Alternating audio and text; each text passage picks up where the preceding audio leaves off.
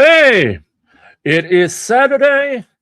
You are at my place, and today's topic is the motion for contempt that was filed against JLR in June 2026. For some of you guys, this might be old news, but it's not old to me. As you know, I recently started covering this because of the fake self-ending hoax from JLR, where he blamed Hella for it. That got me interested, and here we are.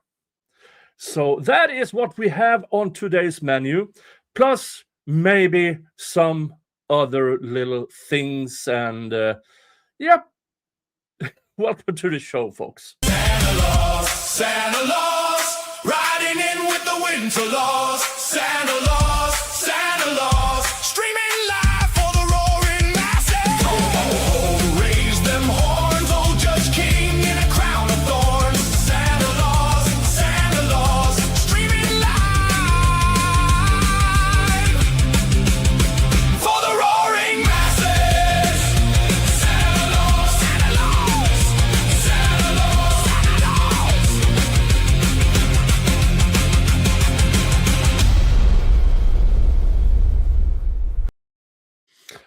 Yeah. Now, the JLR army has been accusing me of grifting this, that I shouldn't do this at all because of this, because of that. I should shut up.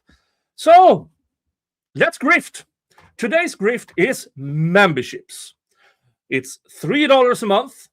And for that, you get access to all the members-only content. You will get early access to videos, short-form videos, and stuff that I produce. And you will get your own emojis on YouTube. Now, let me give you an example of what actually is my members-only content.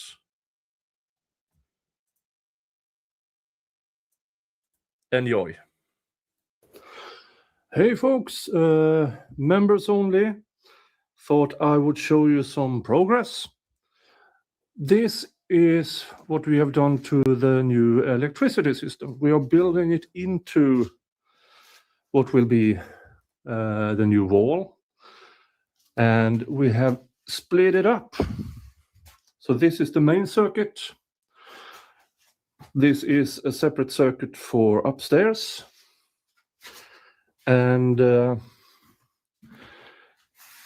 here it will be a separate circuit for downstairs. This is just in preparation for maybe renting it out eventually. Apart from that, we have got some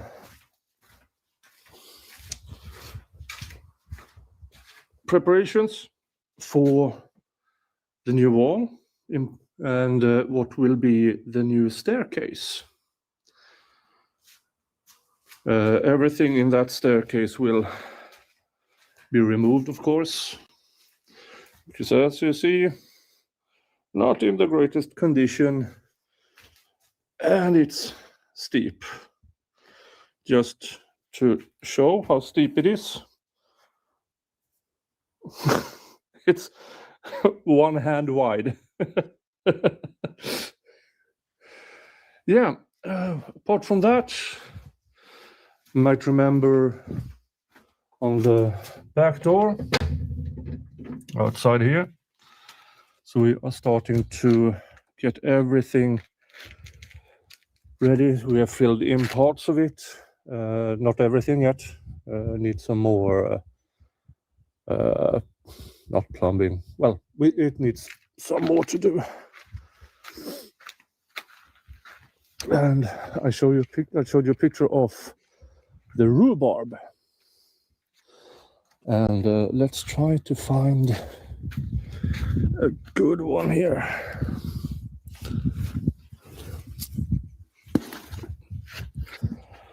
Look at that. Perfectly red, no apparent. Yeah. So this will be picked, chopped, and freezed in preparations for what's coming. And there's my garden hose. I've been looking for that. Hey, I got a garden hose. Hey ho. Yeah, what else has happened here? Well, you might remember this is the line where we dug up the geothermal system, or dug for the system. And out here is the field. This is what will be rye. It's about half of it is rye, half of it is grass for feeding the horses. Hey, down there, neighboring farm. So rye and grass this year, or this season, and maybe we'll prepare for next year's sugar beets as well.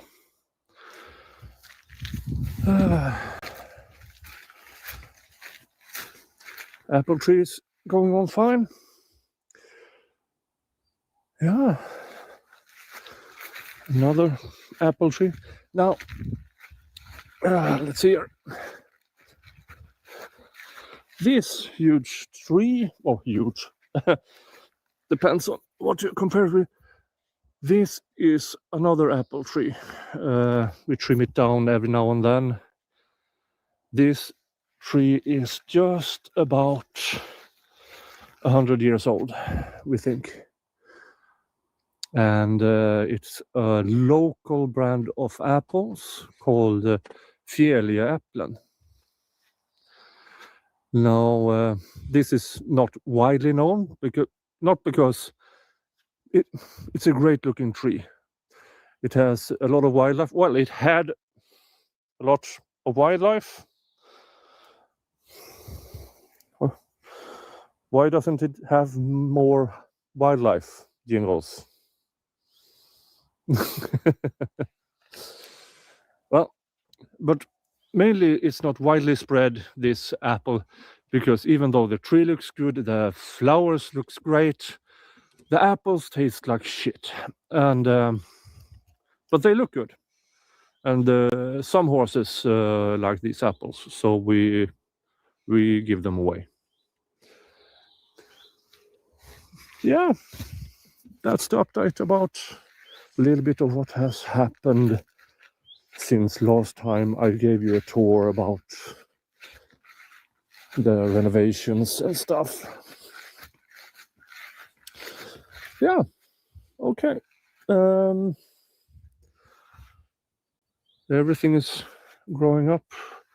Yeah, as you might see, this lawn has a bit of moss, but 4 years ago, all of this was moss alone. Now I've been raking and planting new grass for every spring for 4 years. So it's starting to get better. Yes, I could have just dug it all up and bought ready grass, but I'm going to be here for a while, so I want to see the progress myself. Yeah. And maybe a couple of years from now, this area, I will have some kind of wooden flooring. What's it called? Well, just some place outdoors, just to have maybe a hammock, a grill, but that's a few years into the future. Okay, now I'm done, I think. Hey, and yeah, I will just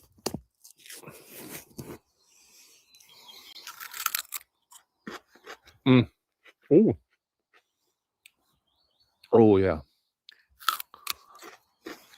See you all around. Have a nice day. Thanks for being a member.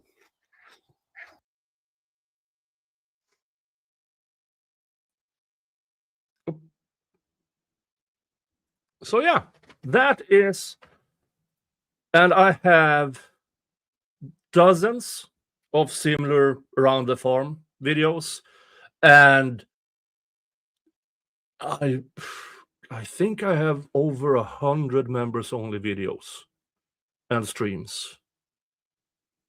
So, well, and all of that for $3 a month. So that was today's grift. Now let's get to the case at hand, which is Magnolia v. JLR, or Jamie versus Jonathan, and the motion for contempt. Now, the timeline here is,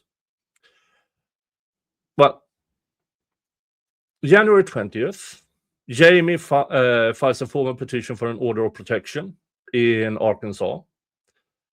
January 21st, the court issues an ex parte temporary order finding an imminent and present danger of domestic abuse based on allegations of prior physical assaults. Now, yeah, as you know, me personally, I am not a fan of ex parte. I've said it a lot of times. The timeline continues with January 23rd. JLR is personally served at his home in Florida. And then March 17th, between January 23rd and March 17th, well, the parties have negotiated and talked, and both parties appear at a court hearing where they agree to a no contact order framework, which is continued to April. March 30th, the scheduled hearing is cancelled because both parties enter into a formal settlement. The terms are both parties are legally prohibited from contacting, harassing, or disparaging each other, either directly or indirectly. Indirectly here is the focus point, because including through third parties or public social media statements. Now, to my knowledge, neither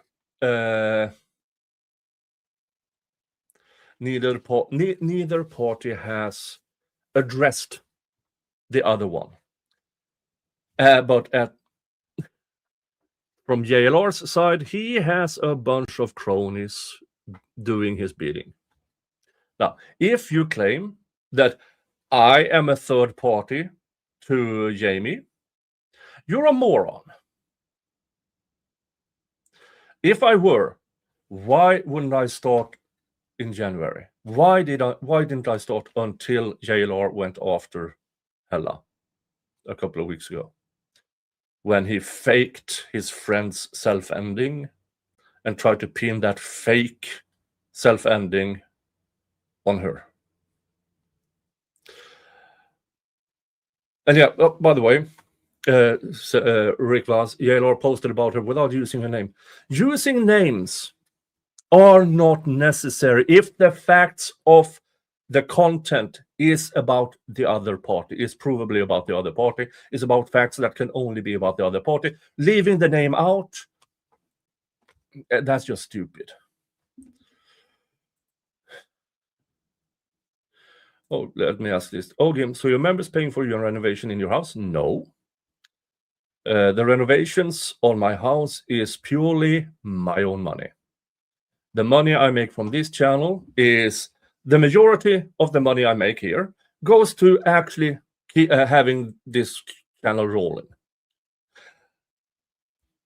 The Rumble Premium, the YouTube Premium, the StreamYard account. Then you have the Suno account. You have the Canvas account. On top of that, costs that might not be apparent: electricity, internet, wear and tear, upgrading the computer, getting a new camera, stuff like that. Things actually piles up. It's not cheap looking this cheap. And the surplus goes to once a year. I go to the United States, where I visit the places of the cases I cover.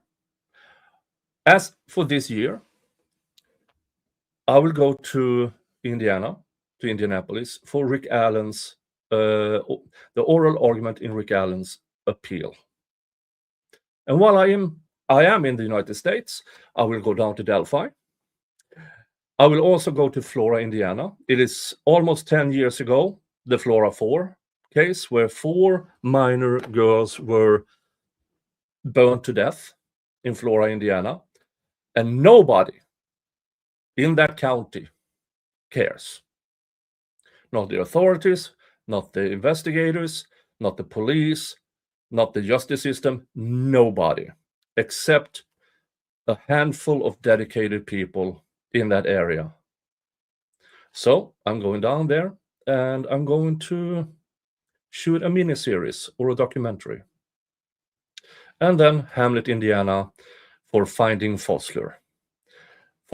Michael Fosler, is the person who groomed, raped, and kidnapped Aaron Spencer's daughter. Aaron Spencer found him with his daughter in his truck. The truck went off the road, an altercation occurred, and Michael Fosler was no more. Michael Fosler was almost 70.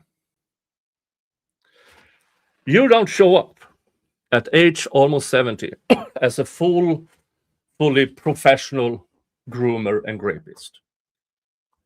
So we dug around, a few of us, and found that he used to be a police chief and school resource officer in Hamlet, Indiana. And since his passing, victims way back in the 80s and 90s have started to come forward. There is not only a possibility, but a probability that Michael Fosler, for the past 4 decades, have had hundreds of victims, but was always protected because he was a cop. So I'm going to Hamlet, Indiana. So that is what I'm doing with what the resource, with what I make of this. This channel won't get me rich.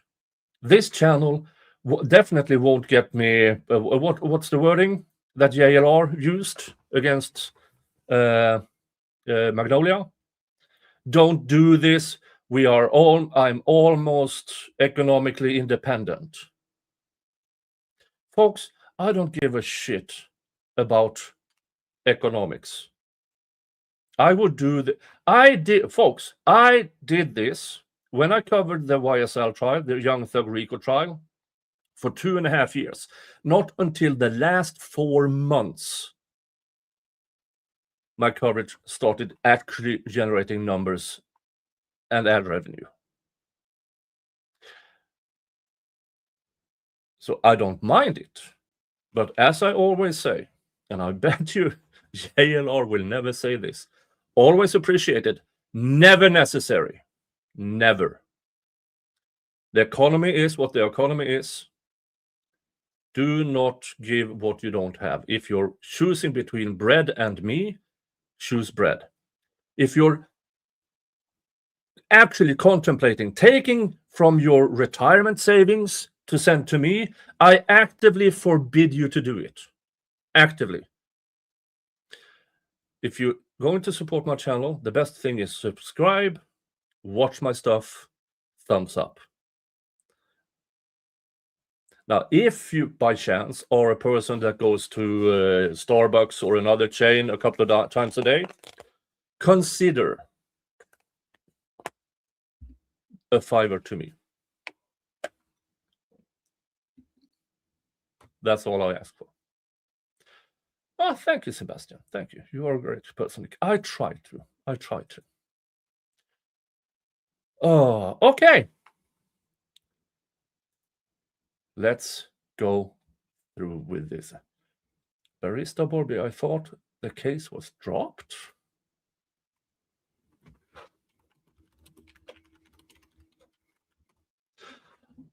Let me just... No, the contempt motion has not been dropped. I'll just check in here. Is the Arkansas case dropped? I don't think so. Is the Washington case dropped? Definitely not. It's just put on ice. Is the Florida case active? Yeah, it is. Now, certain aspects of certain charges might be dropped, but not the case, to my knowledge. All right, folks, let's go through it. I hope you can read this. Let me try to get it bigger. Oh, wrong button. There. All right. Electronically filed, Garland County Circuit Court, June 24th, 2026. Jamie versus Jonathan, case number 26DR-26-51.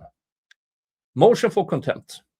Petitioner, Jamie, respectfully moves this court to find respondent, Jonathan, in contempt for violating the no contact order entered by this court on March 30th, and states as follows. Background. On March 30th, this court entered a no contact order governing the conduct of both parties. The order prohibits, among other things, harassment, intimidation, monitoring. Oh, let me take a short break here, because I invited a certain someone to the stream. Hello. Nick, how are you? Hi, hello, Nerdy Addict. Welcome to the show. Welcome to my channel for the very first time. I'm doing fine. How are you doing? I'm doing well. This is not my first time watching your channel. I started watching some of your content about a week ago. Thank you. Appreciate your coverage of some of this stuff and your opinions, and figured I'd hop on quickly today and say hello.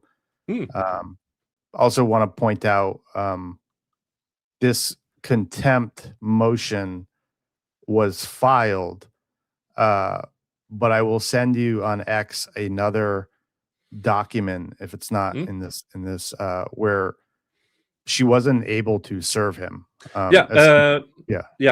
I think that is because I used this from your channel, but I don't have the actual servings. So if you could send me that, I would appreciate it, because I've seen it on X. Screenshots of how many times they have tried to serve JLR. I've seen the photos of him roping his gates shut.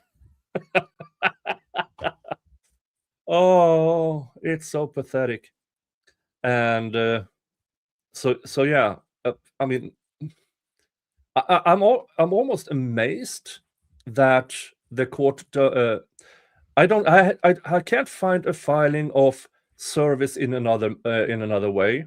For instance, publish it in the newspaper. I would happily fundraise for a full page ad serving JLR in the local newspaper in his county. Let's just say that.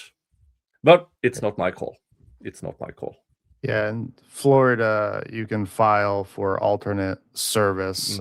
You have to have a hearing where the judge a show cause. Mm. The judge allows that, but yeah, then you can publish in a local. I don't know if it's online newspaper. I don't know how it works because I've never gotten to that point. But yeah, you can do alternate service via publication. I shot you a link on X to the article that should have the document. I'm double checking too as we talk. Let's see here. Background. Okay, let's see here. Petitioner's motion regarding respondent's intentional evasion of service. Yeah, there it is. Let me download it. Yeah, the PDF is at the bottom of the article, and it shows. We had a good laugh. It shows this sort of makeshift like barricade that he placed in front because in Florida, the sheriffs can bypass that, right? But a private process server, and I actually talked to a private process server in Pasco County, they can't go beyond that no trespassing sign essentially, or sheriffs could arrest them for trespassing. So it's an interesting method. Yeah. Now, I don't know about if Florida law allows you to hire local law enforcement or ask local law enforcement to perform the service. I know that other states you can use a local law enforcement to service, but also I do believe it has to be allowed by the court. Yeah, so I'm not sure. Any summons, civil injunctions, all of that can be served by Florida Sheriff's Civil Department. Every county has their own Sheriff's Civil Department. The issue, and I think Magnolia knew this, was even on my own injunction from Arizona, it was originally, it goes right to the sheriffs, and injunctions are free. You don't even pay them. But they had tried multiple times, and she had previous experience with sheriffs, I believe, as well, where they knock on the door, right? But this is not a warrant. They're not busting down your door to give you documents. No. They knock, and if you don't answer, they go away. They have to hand deliver these documents. And so I think the thought was, okay, well, the sheriffs weren't successful. Let's try a private process server. And as soon as JLR allegedly saw that, this sort of makeshift barricade went up. Yeah. And I mean, for a person who calls himself the most litigious person in history, which I say is no, he's not. Litigation means you're actively arguing your case in court. That is litigation. He is a frequent filer. What he does is the equivalent of shitting his pants and bragging about how often he does it. That it's not impressive to file 3,000 lawsuits if you don't actually pay the filing fee, if you dismiss it before the first hearing. It's not impressive. It really isn't. You make an important distinction. A frequent filer is not the same as litigating, and these people believe so. It's like this manic high that they get from filing with AI. But you actually have to go to court. You have to do depositions. There's a whole process that he's never been through. And so also I sent you a PDF. I've been digging here too. Because there's these rumors from people that he can't file, that's not entirely true. There are certain districts, though, like the document I just sent you from Georgia, where a permanent injunction from a judge barring him from filing any more frivolous lawsuits, essentially, or any lawsuits. Basically, the judge said, look, unless this includes physical harm, we're not allowed. There's a permanent injunction in a district in Georgia against him filing. Yeah, and if I remember correctly, from his 2000s filings when he was in federal prison, that is just, if I remember correctly, correct me if I'm wrong, but he is considered a bad filer, but in federal court, not local court or state court or stuff like that. So certain federal courts, one in Georgia, another NBC article points out that a judge in Orlando, in the county surrounding Orlando, barred him from filing there. But just being barred in federal court, going to a local court, right? Judges see this or can see this, and see the history and say, well, this is interesting, right? So just because he's not barred from state courts doesn't mean that his history can't be shown to a state court. Yeah. And he's been very, very proud of it. It's very, very public. And so he really can't say, no, you can't take that into consideration. Well, yes, a judge has the authority to take almost anything into consideration. For good and bad reasons. But yeah.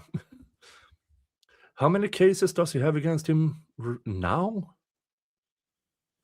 I'm not sure. Well, you have the Magnolia case S. There's more than one. You have the up in the county. If he, Tucson. In Tucson, he might have.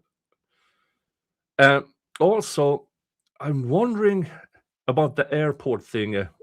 If you want to talk about that for a bit, because if you behave badly in an airport, usually they keep track of that, because airports are private entities. They can keep tab on you if you do bad things, and that will be shared amongst airports. Yeah, so he's got the battery case in Pasco County, Florida, and then in Pima County, the disorderly conduct that involved myself. I don't know. I presume there's always some type of tracking at airports, right? It's a hub for a lot of things, and so I presume that's there. Also, we heard in that body cam footage for the disorderly, the cop said he also has a non-extraditable warrant. We've all presumed that's out of Washington, right? Everyone can hear that on that body cam. But we don't know, because warrants aren't publicly listed for people, right? Especially in states like Washington. We've queried the district attorney there. We've queried police. We've done FOIAs. They have not indicated or told us there's a warrant, but we certainly heard on that body cam footage, the cops, as they're pulling JLR's information, they clearly state he has a non-extraditable warrant. Yeah, that will definitely be. Now that usually warrants, not even after it becomes a case or after it becomes a trial. Warrants rarely becomes part of the material that can be publicly disclosed. Now, you can always try to FOIA it, and it depends on the county and the jurisdiction. But most of the times, from my own experience, some papers you just don't get. And often a warrant, the information in the warrant is then exchanged for other things once it gets to trial. But if you want to find out about... the funny thing about pre-trial is that once you will find out what's in the discovery, often through the parties filing motion in limine. Then you will find out, oh, you really don't want this jury to hear this. Okay, now we know. I've seen it in almost every case I ever covered. So, folks, regardless of what you've heard, the JLR cockgobblers claim, just because it is in discovery, if it's not filed yet, it is not public. Raw discovery between parties are not to be publicly disclosed, at least in Florida. If I read the statute and the new bill from a year ago, if I read that correctly, it has to not until it's actually filed. So, yeah. So disclosing things about the Magnolia and JLR DV case, yeah, it is traceable. It really is, because I don't think Magnolia has any interest in disclosing certain aspects. And still, apparently, it's out there according to some of the... What was it? It's called in this motion. The lawyer called them...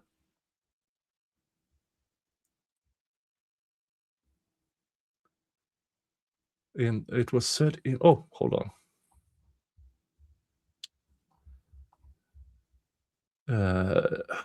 Where was it?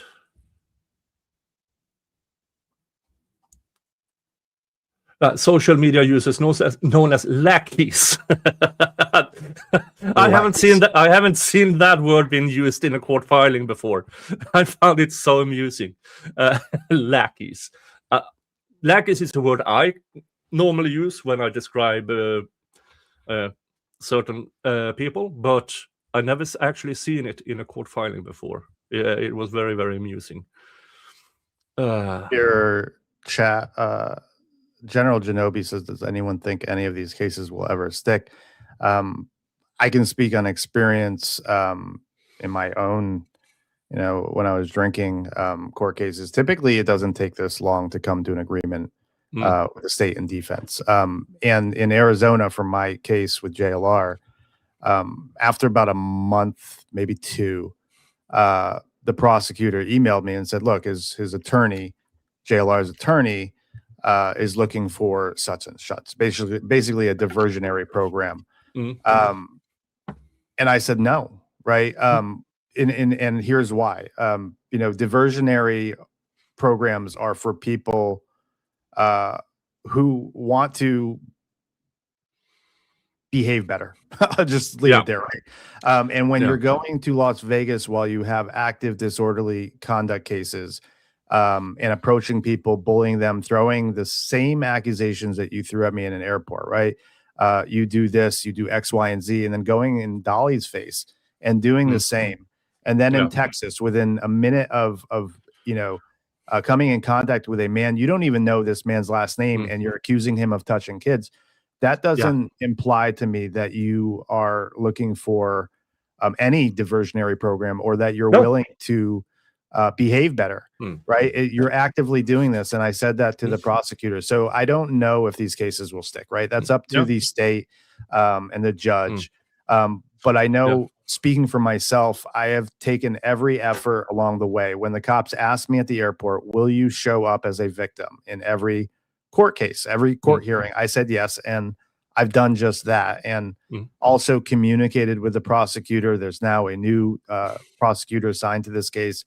I believe in my heart that Magnolia is doing the same for her own case. And so I think as the victims in these cases, we are doing everything in our, in our power, not falsifying stuff, but when stuff is actively happening, when someone knows there's a no contact order and they're contacting my girlfriend's ex-husband's lawyer for a family law case to try to add fuel to the fire, I am communicating that with the prosecutor, because none of that tells me that you're willing to change your behavior. In fact, you're just showing the court and the prosecutor that you're willing to sort of be sneaky about these orders and to escalate things. Yeah.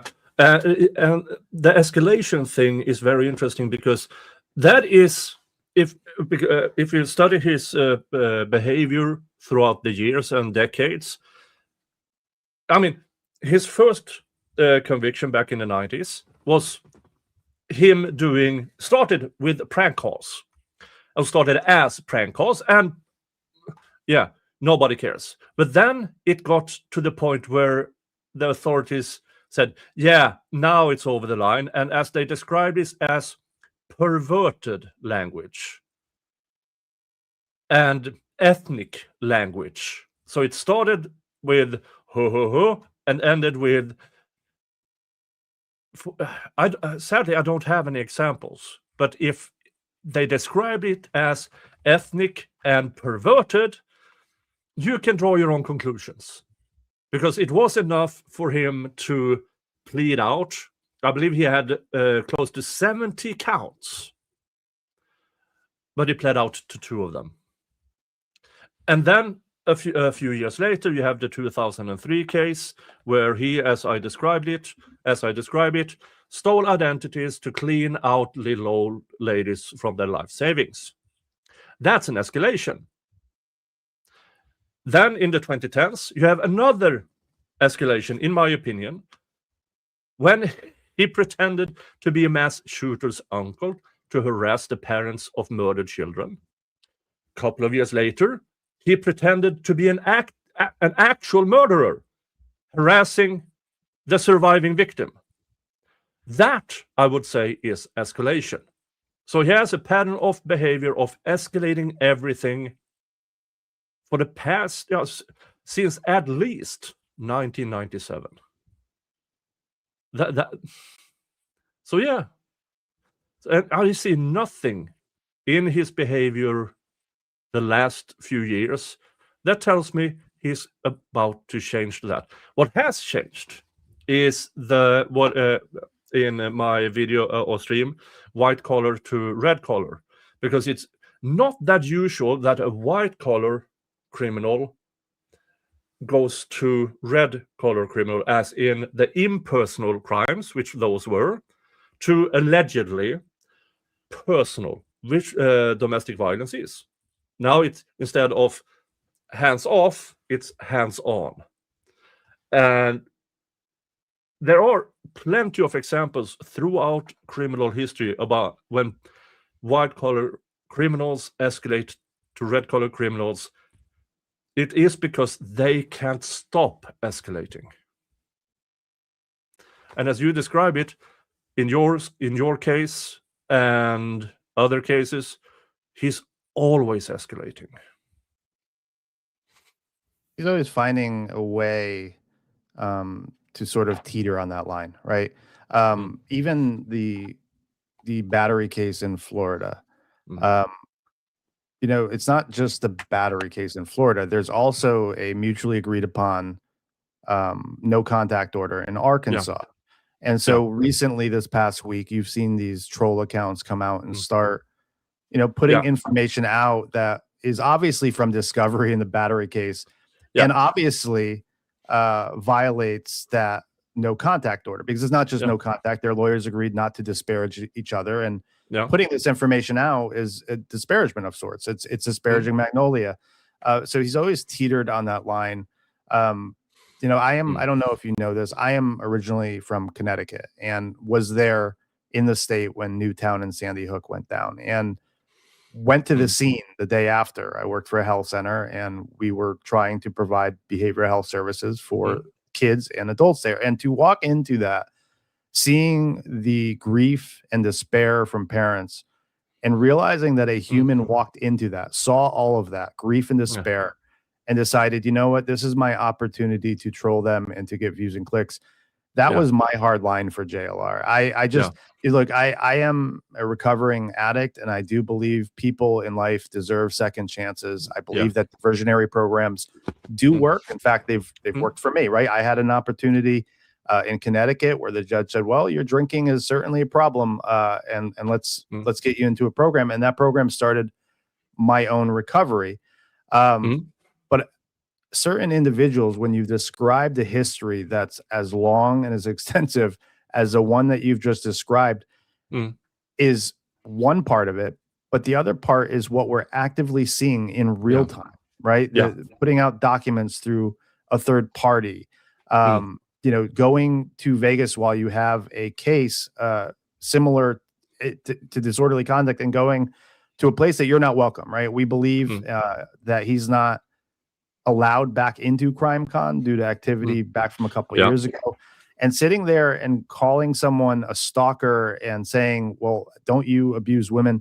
Like, that's not change behavior at all. And I don't think that he deserves a diversionary program. No. And it also speaks to what an absolutely horrible investigator he is. Everybody knows Dali doesn't have a girlfriend. I mean, and folks, I've known Dali for years. I've known Hella for years. I can have fun with them. I can even a little bit bully, because I know I will get it back from them, and it's all with good intention and all with good heart. Other people, you don't. If you don't have the history with Dali and Hella as I do, shut up. Or as my trolls affectionately tells me, it's not your business. Really? It's not my business? These folks are my friends. You made it my business.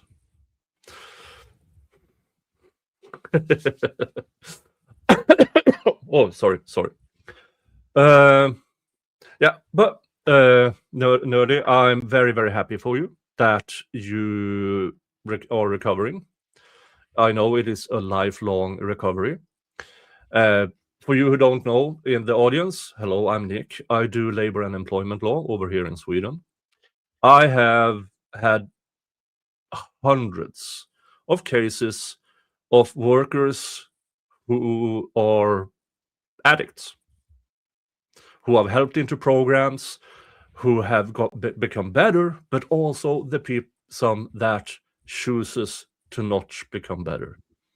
The majority tries to get better, but a handful, no. And I have this story. Now, my stories about people, I always say it has to have happened more than 10 years ago, and it has to have happened more than once. A guy who I've helped to 3 different programs. He concluded them, he got back to work. Sometime later, he's caught drinking again. And then he got a final opportunity where me and the company, the company said, we are done now. We are done now. This guy had another person, because this guy had to in order to start the forklift, he had to blow in one of these alcohol meters to have it start. He had another person blow for him, and he was caught doing it. But after extensive negotiations, I said, they finally agreed to, one more, but it has to be that place. He has to be, it was a 3-month program where he was only supposed to be there. And when I presented that to him, he said, no, I don't want to go through another program. He actively chose drinking before working, providing for his family. He chose to drink. And it's so, I've seen the success stories and I've seen the not so successful. So I'm happy for you. I know it's a lifelong recovery. Keep doing it. Fight every day. Because the alternative is so much worse. Yeah, it's not just staying away from substances, alcohol. It's been a spiritual journey, and we believe in the program that I'm in that accountability is a must, right? And with that, it's interesting. We sent a retraction notice to JLR. I'm the type of human that forgive us our trespasses as we forgive those who trespass against us. That's meaningful to me. If someone comes to me and said, look, I messed up, I made a mistake, and I apologize for it. I'm the type of individual that would probably just drop the case, right?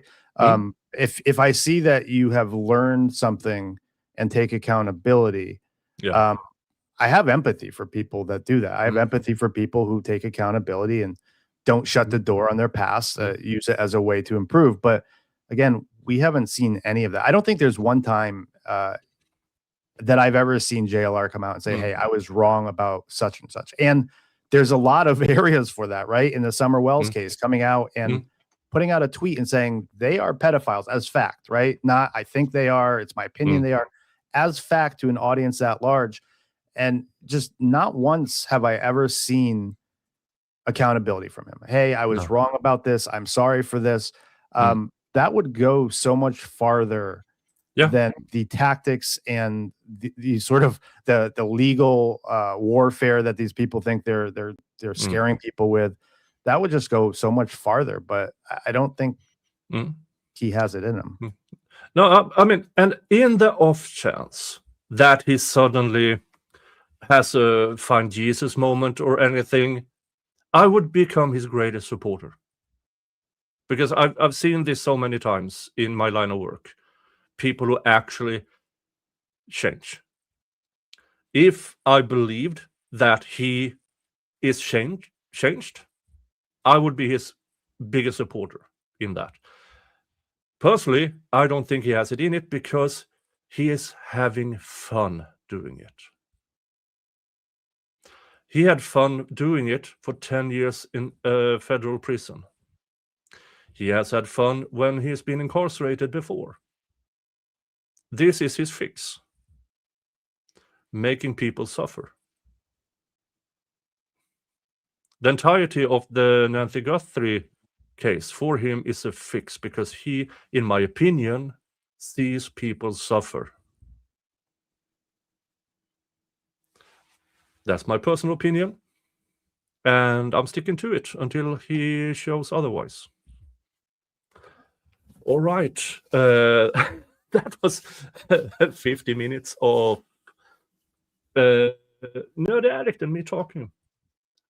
I have a certain limited amount of time to get through this, so I have to get back to this. Now, you're welcome to stay. I love having you on. I'm probably going to allocate Saturdays for this type of coverage. You're absolutely welcome to stay and come back, but I have to go through this. Yeah, no, I know you had invited me up about a week ago and I didn't have the time. I just wanted to come on and say hi, introduce myself.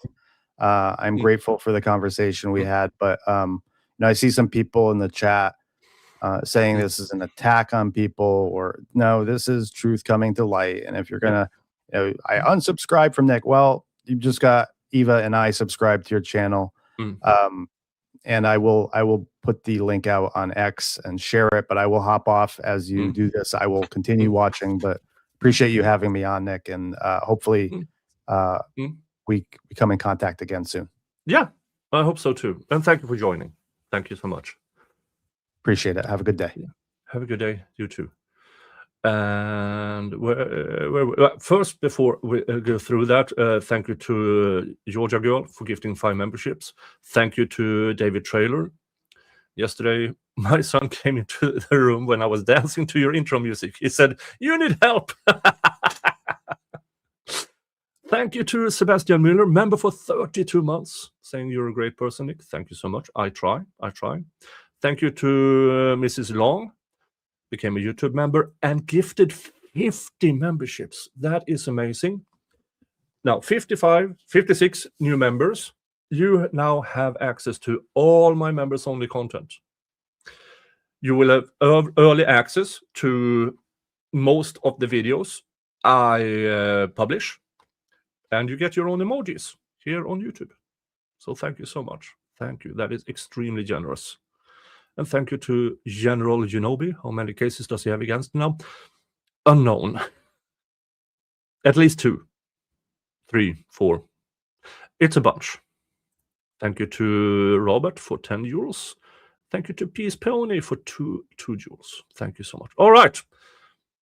Back to the scheduled program.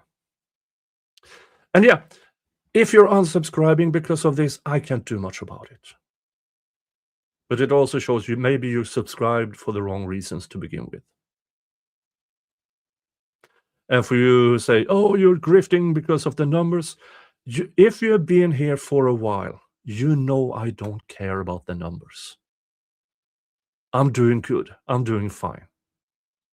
I cover cases where barely nobody watches because it's interesting and important to me. And some of the time, my coverage generates great numbers. If it's important to me, I will cover it, regardless of the numbers. Oh, thank you. Thank you. Thank you, Nerdy. Thank you so much. All right. Let's go through this. Motion for petitioner. Jamie respectfully moves this court to find respondent Jonathan in contempt for violating the no contact order entered by this court on March 30th, and states as follows. Background: on March 30th, this court entered a no contact order governing the conduct of both parties. The order prohibits, among other things, harassment, intimidation, monitoring, or interference, whether direct or indirect. Conduct designed to provoke, target, or intimidate through third parties. That would be the troll accounts that are created or bought or otherwise apprehended that somehow gets a hold of discovery material that isn't public information. Public statement referencing or undermining the other party, interference with jointly owned property or personal information. Yeah, interference with jointly owned property is, for example, the jointly owned property that should be and should have been up for sale, and any profits or any money arriving from it should have been diverted to both parties accordingly to the ownership stake in that property. Instead, he barricades himself in it and refuses being served. That's an example. Conduct reasonably likely to escalate conflict or fear. The purpose of the order was to prevent further escalation, intimidation, retaliation, and continued harm between the parties. Yep. The mutual. Remember, this was agreed upon by both parties. Not one-sided. Both parties negotiated and presented this to the court. The mutual no-contact order was entered following respondent's request during proceedings before this court that the parties enter into mutual no-contact framework in lieu of continuation of the prior order of protection proceedings. Petitioner agreed to the arrangement to avoid further litigation, further trauma, and the necessity of placing petitioner and her family through a contested hearing. Instead, the conduct described herein began prior to and substantially escalated immediately following entry of the order. An add-on here. Folks, this is her story. This has not gone before a court. Everybody is presumed innocent until or unless proven guilty or entering a plea deal. That counts for everyone. I don't care if it's Alec Murdoch. I don't care if it's JLR. I don't care if it is whoever it is. Innocent until and unless proven guilty and or entering a plea deal. That is the base standard on this channel. This channel is extremely pro-defense. If this goes to trial, I will be pro-defense. If the DV case goes to trial, I will hold the government to the high standard of proving it beyond a reasonable doubt. I can have my own opinions, but I will always hold the government to that standard. Since entry of the March 30th no contact order, respondent has been formally charged in Pasco County, Florida with battery involving petitioner. A copy of the information filed by the state of Florida is attached as exhibit. Since entry, 2, respondent's pattern of violation.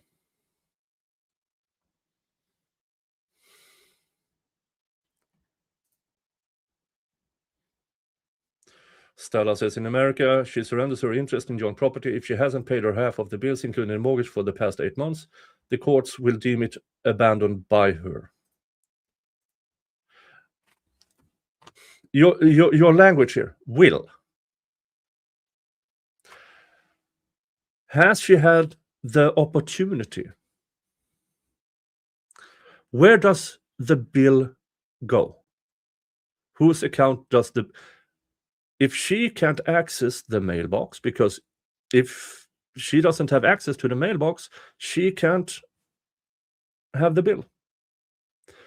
It is up to the court to determine if this is proper, but your language saying will. Use the word may instead, because you don't know. I don't know. Magnolia don't know. JLR don't know. It is up to the court to decide. So please use the word may. Because then you go from trying to state a fact, which is wrong, to stating an opinion, which we all have a right to do. So do me that favor.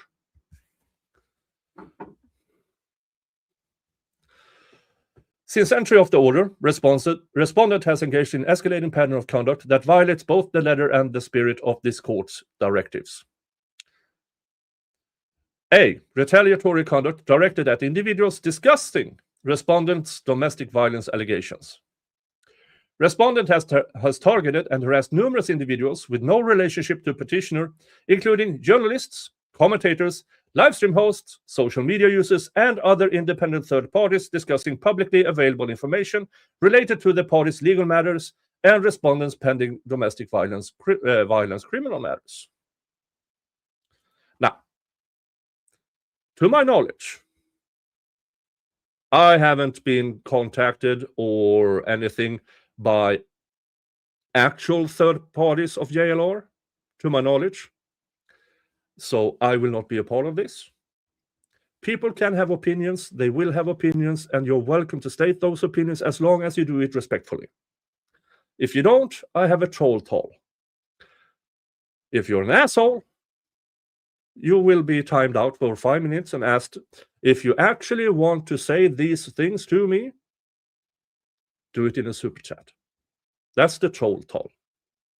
Okay?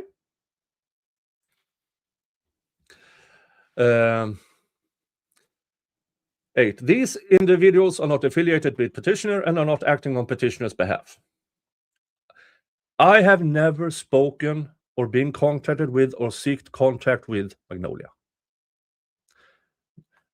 Before a few weeks ago, I knew that Hella and Dali covered the case. That's it. The sole reason why I'm covering this is because JLR faked the self-ending attempt and tried to blame Hella for it. That's the only reason why I got interested in this. Respondent's conduct has included using litigation and court filings in his personal disputes with third parties to discuss petitioners specifically by name, challenge and undermine petitioners' documented abuse allegations, and publicly disseminate false claims that petitioners' injuries were fabricated or doctored despite contrary law enforcement and medical findings. Traveling to ambush and confront a journalist for reporting and discussing the case. Waiting for and approaching that individual in a public airport setting. Engaging in threatening and provocative conduct that resulted in criminal charges against respondent. Confronting individuals in public settings to ask about the domestic violence allegations involving petitioner. Contacting or attempting to contact employers of individuals discussing or reporting on the case. Filing or threatening litigation against individuals discussing the allegations publicly. Using social media to publicly target, intimidate, or retaliate against critics and commentators. This here, when it comes to me, if JLR tries to file something against me, since I am way outside of any US jurisdiction, he has to do that through the US Foreign Affairs. He has to do it through the feds. Good luck. I'm just commenting on the case. Petitioner has also become aware of additional incidents in which respondent contacted employers and law enforcement agencies regarding individuals publicly discussing the allegations against him, including false reports made against unrelated third parties who had merely commented online regarding the pending domestic violence matters. Shortly after public reporting regarding petitioner's allegations became widespread, respondent confronted an independent journalist who was the first to publicly report on the allegations involving petitioner. Petitioner is informed and believes that respondents intentionally waited for the journalist at an airport and initiated a confrontation immediately upon the journalist's arrival. Yeah, we covered that here. And we've seen the image of Nerdy being at the bottom of the escalator and JLR having the phone directly in his face. And then how he tried to victimize himself on the body cam.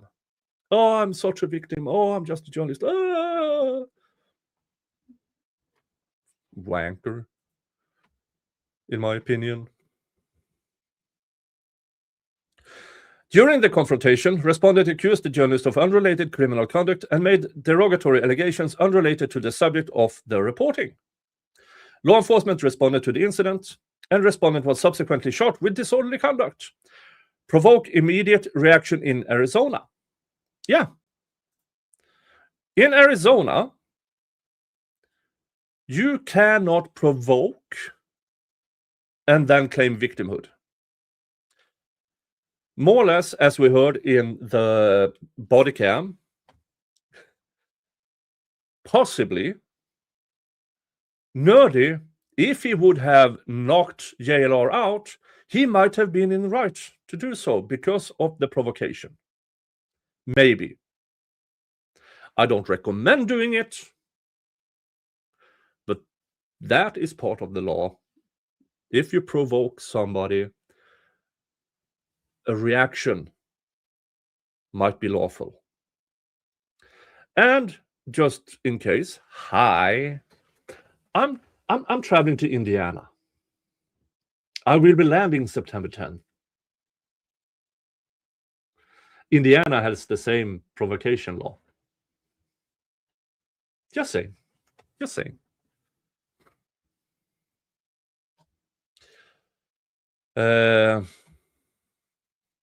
Petitioner alleges the incident was retaliatory in nature and directly related to the journalist reporting concerning petitioner's allegations. On or about May 30th, respondent engaged in similar conduct at a public event known as CrimeCon, when a true crime journalist questioned him regarding the domestic violence allegations involving petitioner. Rather than simply denying the allegations or declining comment, responded by attacking the individual's character, making unrelated and knowingly false accusations, mocking the individual and escalating the encounter. The encounter required intervention by event security and resulted in respondent being removed from the premises. Yeah, that's the CrimeCon event where he confronted Dali. And where JLR accused basically Dali for assaulting his girlfriend, which is funny because Dali doesn't have a girlfriend. That goes. So it's also a pattern that I see here is that the allegations he makes sometimes is about things he is accused of. Just a thought there. On or about June 9th, respondent was again publicly questioned regarding the domestic violence allegations involving petitioner by an individual known to petitioner from her prior professional work. Respondent began to say the petitioner's name, Magnolia, before he denied knowing petitioner at all and denied the allegations, then immediately redirected the encounter towards accusations concerning the questioner's character, personal life, and family.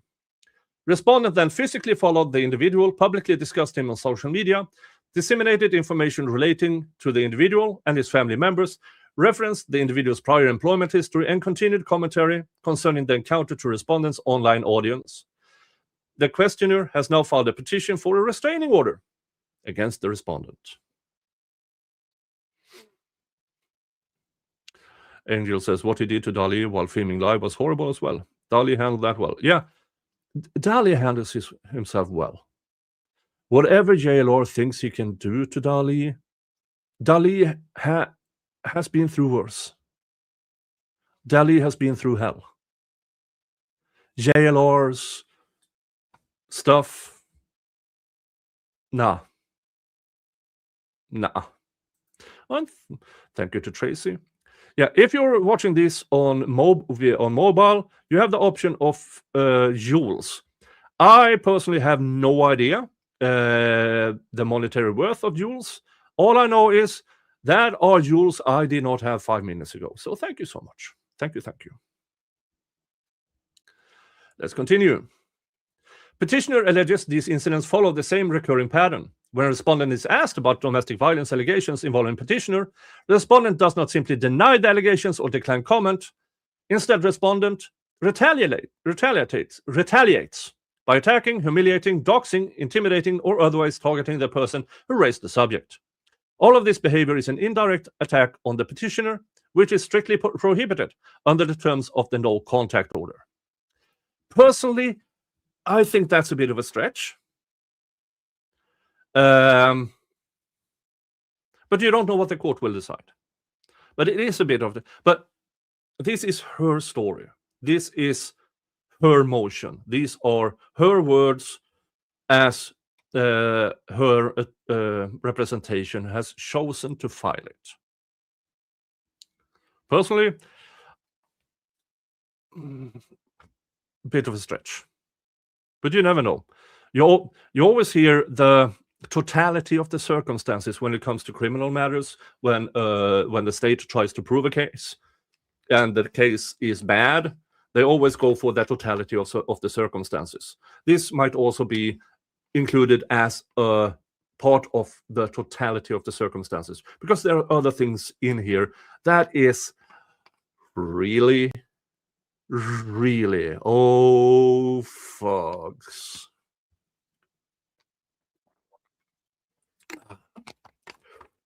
All right, let's continue.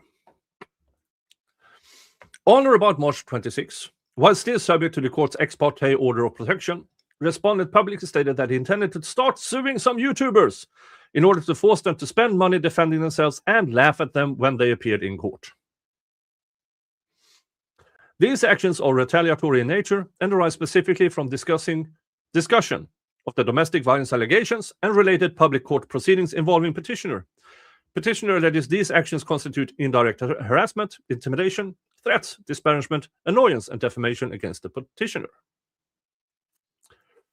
Respondent has also filed a stalking harassment injunction action in Pasco County, Florida, against an individual publicly discussing the allegations and advocating for petitioner. In filings associated with that injunction proceeding, respondent explicitly referenced petitioner by both a legal name and public nickname, Magnolia, and characterized the active domestic violence allegations and investigations as fabricated. Problem with this is, if this is part of a court action or court filing, or things in court actions are usually protected against at least defamation and stuff like that, but it is under the court's discretion.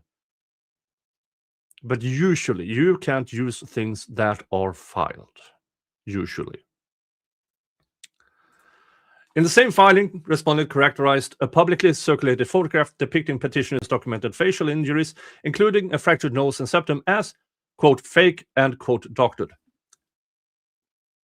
And that's the exception. Those allegations directly contradict documented law enforcement findings, medical findings, and other evidence relating to petitioner's injuries. Respondents' public efforts to characterize the underlying allegations as fabricated further contradict prior written communications sent by respondent to petitioner in which respondent apologized for abusive conduct and acknowledged causing harm. Yeah, we went through that the other day. The texts. Yeah, it really looks like JLR is admitting to the circumstances. It really does. Jen says, we have slap here to prevent abuse. Yeah, but it's still a cost for the other party. It's still a cost. Where were we? Respondents' public efforts to characterize the underlying allegations as fabricated further contradicts prior written communications. We sent by respondent to petitioner in which respondent apologized for abusive conduct and acknowledged causing harm. Those communications were previously provided to Pasco County law enforcement in connection with the pending domestic violence criminal case against respondent. Petitioner further notes that respondent's subsequent motion seeking additional restrictions related to public speech and commentary in that injunction proceeding was denied.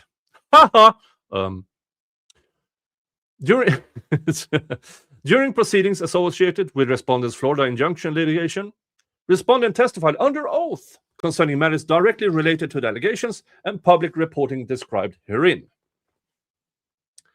Petitioner alleges portions of respondent's testimony were contradicted by publicly available records, respondents on prior statements, court records, and other evidence. Petitioner further alleges that respondents used those proceedings as an additional platform through which allegations concerning petitioner could be challenged, reframed, or publicly disseminated despite the existence of the no contact order entered by this court. Now, that's interesting. If Magnolia can show that JLR is doing this solely to not only prevent speech, to prevent people discussing a public case, but also that he uses other courts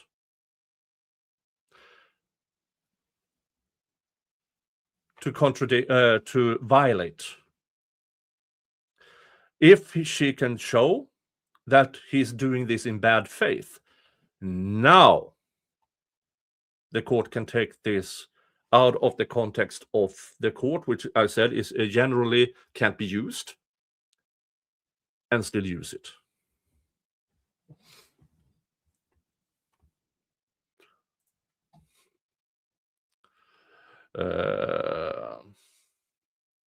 Portion of respondents' injunction-related filings appear designed to frame public discussion of the domestic violence allegations themselves as actionable harassment and stalking.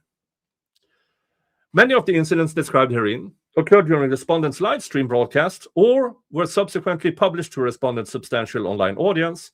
As a result, the conduct was not isolated or private. Rather, the conduct was amplified, monetized, and disseminated to hundreds of thousands of viewers, while simultaneously targeting individuals, discussing petitioner's allegations, and continuing public discussion concerning petitioner. Also a thing, things that are just filings in courts, as I said, generally prohibited to be used as an argument for this. But if JLR is also talking about this publicly, his filings publicly, then he himself is taking it out of court to the public. Now Magnolia can use it.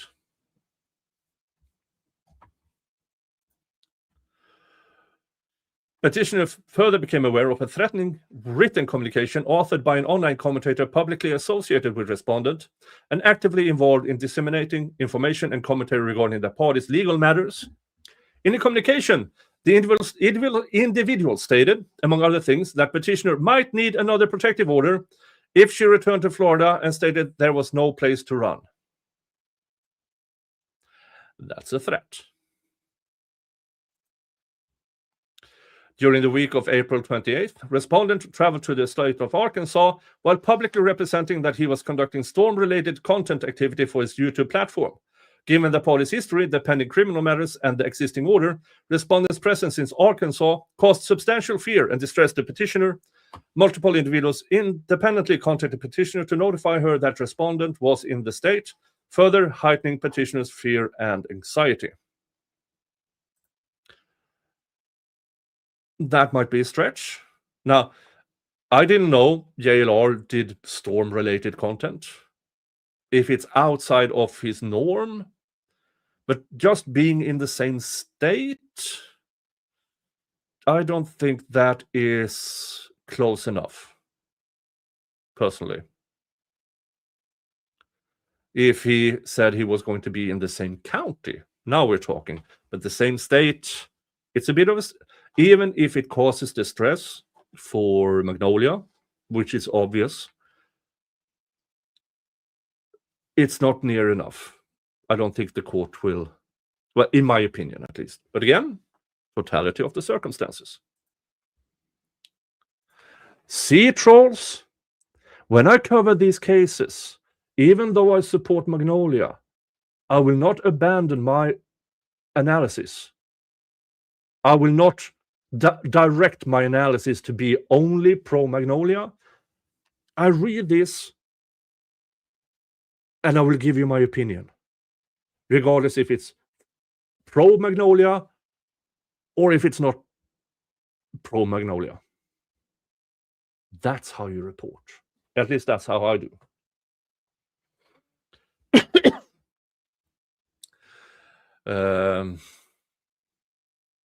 This panel reflects an effort to intimidate, retaliate against, silence, or financially burden individuals discussing the allegations of publicly available court proceedings involving petitioner.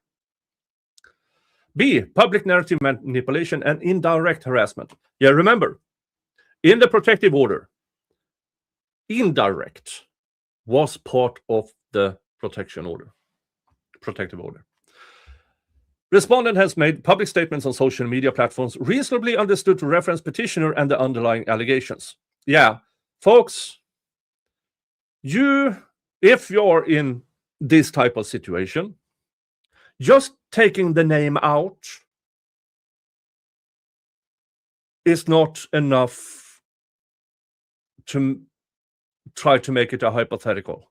If every other fact stated or accusation stated only can relate to that case. Just taking the name out rarely works. As a fact, in other cases that I have seen, it has been used to show the intent of the individual.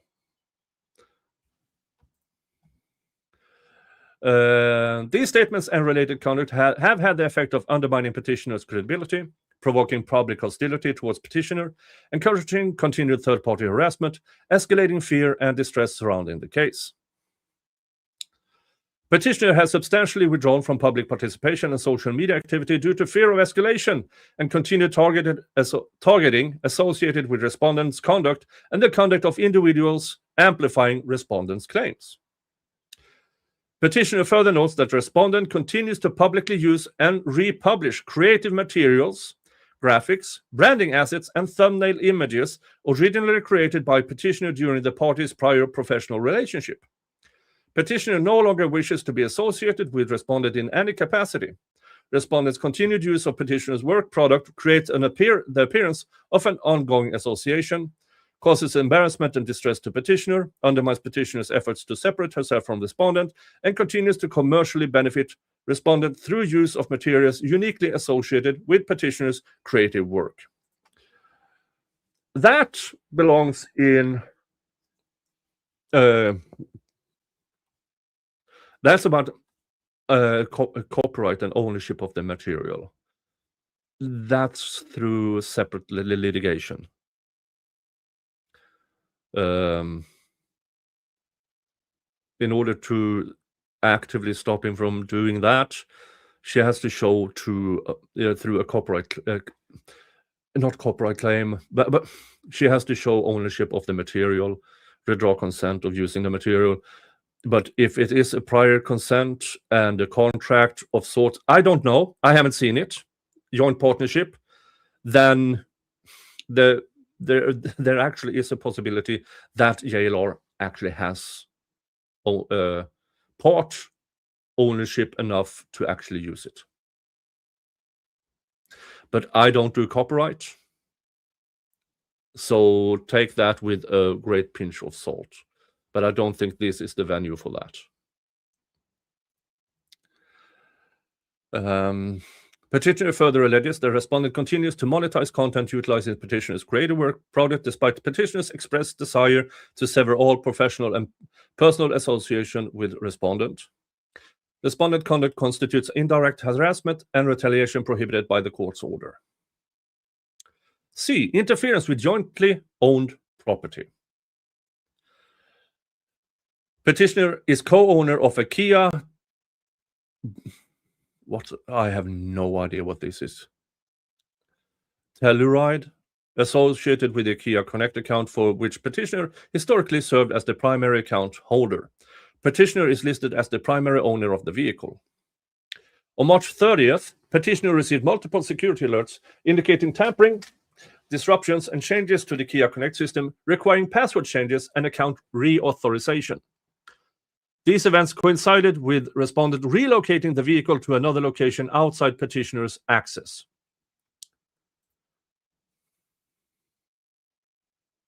Towing? This is the problem with joint ownership if you're not married. Because if you are just live-in partners, the laws are not really favorable. If you're married, you divorce, there's divorce proceedings, and then the assets are, picked apart and sold or whatever's. As just living partners, these things becomes harder to separate. So general advice, no, over here where I am, the laws are more favorable because we have different standards. But in the United States, as I interpret it, if you're not actually married and start owning shit together, you're fucked, basically. But I don't handle those cases in the United States. That's just my opinion about my interpretation of how it works in the United States. But it does indicate in this situation that he's doing it to retaliate against Magnolia. It indicates that. So it is a proper part of this motion.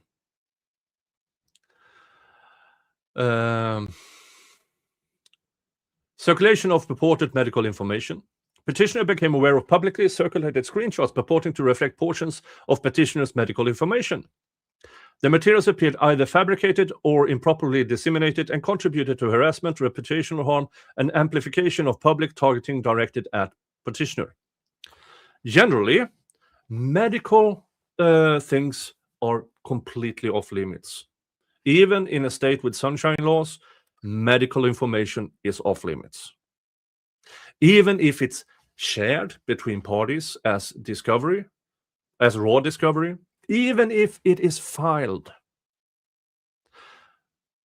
I believe the baseline is it is protected. So, yeah, that's a huge issue for JLR if this can be traced back to him. Huge. Petitioner is unaware of any authorized public release of a medical information and did not authorize dissemination of such materials to online third parties. Petitioner further notes that medical records related to the December 25th, 2025 assault were limited to healthcare providers, law enforcement, prosecutors, and respondents' legal counsel involved in related proceedings. Yeah. Not public information. monitoring and intrusion concerns. On March 30th, petitioner received security alerts relating to attempted access to her personal Baptist health account. Upon logging into the account, petitioner discovered that account contact information had been altered and replaced with unknown information. While the source of this intrusion remains under investigation, the conduct occurred in the context of respondents' escalating pattern of intimidation, monitoring concerns, and interference.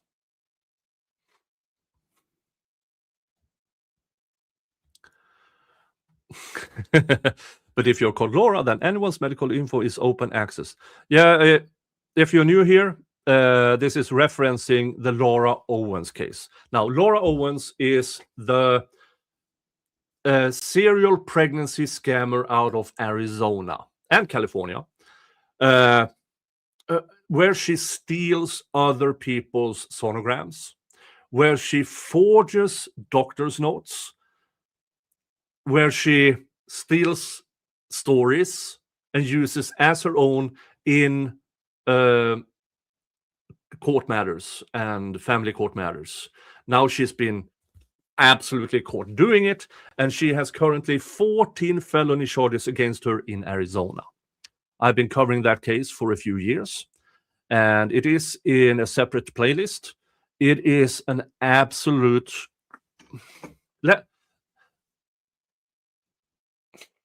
You can't unf a cluster F.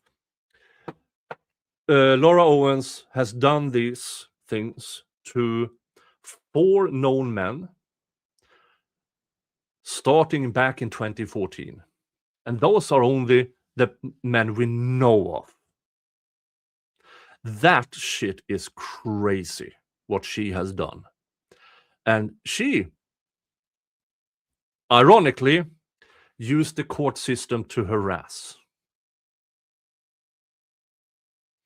Ironically.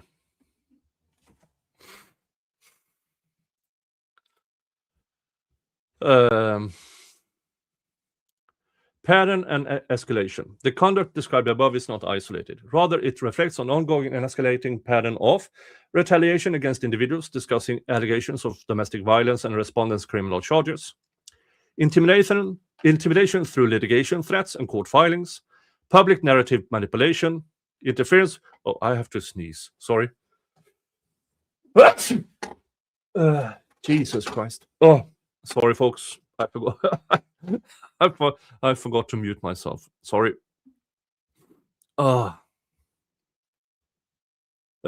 Interference with property and accounts. Indirect harassment of petitioner tied to the underlying domestic violence allegations. Since entry of the no-contact order, respondent has been formally charged in Pasco County, Florida with battery, arising from allegations involving petitioner. Petitioner submits that this development further underscores the seriousness of the underlying conduct, giving rise to these proceedings and the continuing need for protection and enforcement of this court's order. Petitioner further notes that respondent has a documented history of abusive and frivolous litigation conduct in multiple jurisdictions, including prior restrictions imposed upon respondent filing activities by numerous courts in the United States. Bless you, Nick. Thank you so much. Hey, Jules. Hey, Jules. Harvesting dust. Yeah, it's harvesting week around here where I am. Which, as you see, Mr. Jingles isn't here. And it's because he's out hunting. Because for you who live rural, you know, around farmlands, you know, every time there's harvest season, all the mice, all the rodents are running around because their home is being harvested. So it's good to have a proper farm cat like Mr. Jingles, because he keeps this entire property clean. Sadly, or funnily to some of my audience, he sometimes brings in the mice and stuff. A few days ago, he brought in a grown pheasant, alive. That was interesting to do that cleanup, because once he was done with it indoors, there was pheasant everywhere. Let's just say that.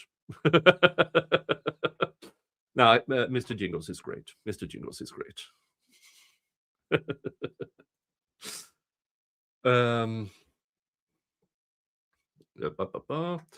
Petitioner submits that the conduct described herein is consistent with the broader pattern of use in litigation, threats of litigation, public intimidation, and procedural mechanism to retaliate against critics and individuals connected to personal disputes involving respondent. The conduct directly undermines the purpose of this court order and demonstrates continuing disregard for the court's authority.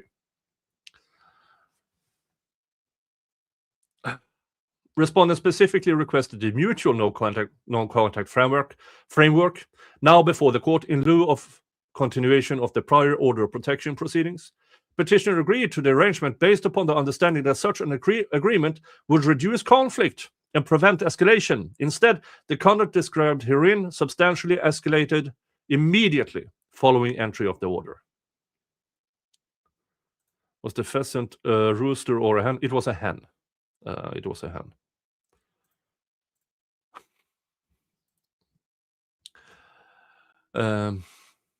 Respondent's conduct since entry of the order demonstrates the mutual framework no longer functions as an equitable de-escalation mechanism. Impact on petitioner. As a result of respondent's conduct, petitioner has experienced ongoing emotional distress, fear of continued escalation and retaliation, fear of public targeting and harassment, disruption to petitioner's personal and professional life, withdrawal from public and social media participation, fear of posting publicly due to anticipated retaliation and harassment, substantial anxiety arising from repeated public attacks directed at journalists, commentators, and other individuals discussing petitioner's allegations. Fear that individuals supporting petitioner will continue to be targeted, intimidated, or subjected to litigation. Humiliation and distress caused by respondents' continued public use of petitioner's creative work, branding materials, and thumbnail designs, despite petitioner's efforts to sever all association with respondents. Interference with petitioner's sense of safety and stability during ongoing chemotherapy treatment, medical recovery, and related procedures. Magnolia, we all pray you become healthy. We all pray you do. Increased need for emotional support and therapeutic care. Continued fear associated with respondents, escalating conduct and proximity. Petitioner was diagnosed with breast cancer on March 30th and is currently undergoing chemotherapy treatment and continuing medical recovery. Petitioner alleges that respondents' continuing pattern of retaliation, public targeting, and escalation have substantially increased emotional distress during an already significant period of physical and medical hardship.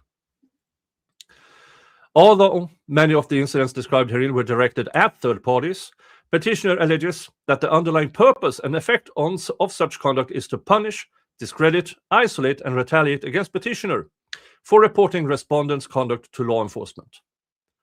Petitioner experiences each new confrontation, lawsuit, public accusation, and campaign targeting individuals discussing the allegations as a renewed attack upon her credibility, safety, and emotional well-being. Request for relief. Wherefore, petitioner respectfully requests that this court find respondent in willful contempt for violating the no-contact order entered March 30th. Impose sanctions sufficient to compel compliance and deter further violations. Modify the existing no-contact order so that the order remains fully in effect against respondent only, while removing petitioner from reciprocal restraints contained within the current mutual framework. Preserve and continue all existing provisions prohibiting direct or indirect harassment, retaliation through third parties, interference with accounts, personal information, or jointly owned property, public statements designed to undermine or intimidate petitioner, conduct intended to retaliate against individuals discussing or reporting on the matter. Further, modify the order expressly prohibit respondent from using litigation, third-party communications, public broadcasts, social media statements, or public filings to harass, intimidate, retaliate against, or undermine petitioner either directly or indirectly. This here might be difficult. Now, not the litigation part,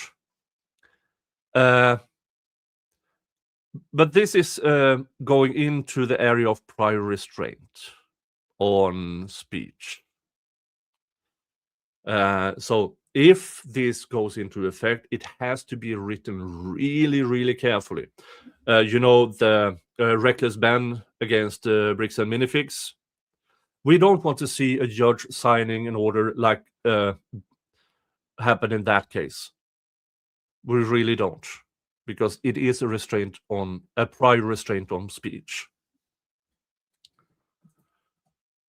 Oh, look at that. Hello.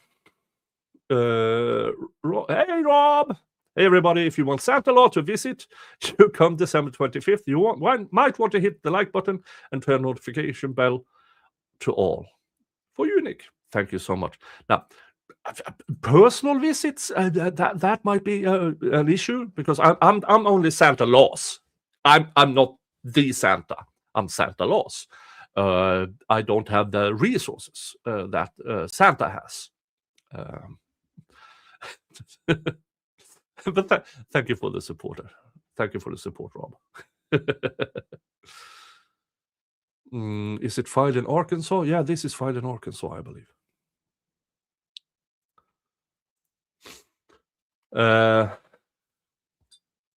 Further modify the order to prohibit respondent from using, republishing, monetizing, or otherwise exploiting petitioners' creative work product, branding materials, thumbnail designs, or other media materials in any manner that creates the appearance of ongoing affiliation or association with petitioner. I don't think this is the venue for this. Again, if because of the prior association, he might have ownership or part ownership, or he might be able to use it, and sadly it's not much she can do about it. But this is not the proper venue for it. If she wants to actually argue ownership of the material that she created for him, I think she has to go through some type of copyright. But that I don't do that type of law at all. It's not even related to that type of law. But to my understanding, this might not be the correct venue for that.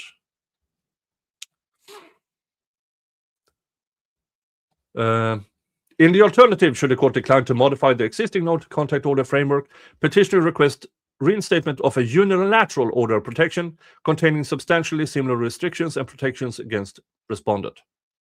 Grant such additional relief as the court deems just and proper. And here we have the exhibit list. The no contact order, yada, yada, yada. There's a lot of exhibits here. So this is the actual no contact order. And the misdemeanor information charging respondent with battery. And next court date. And then we go in on tweets from JLR. I think this is funny. No one on this planet has sued more people than me. Sometimes I win, sometimes I lose. No. To my understanding, with extremely few exceptions, you've never even litigated it. As I said earlier, you might be a prominent filer of lawsuits, but actually go through litigation almost never happens. As I said earlier, he's the equivalent. His filing of lawsuits is the equivalent of shitting your pants and bragging about how often he does it.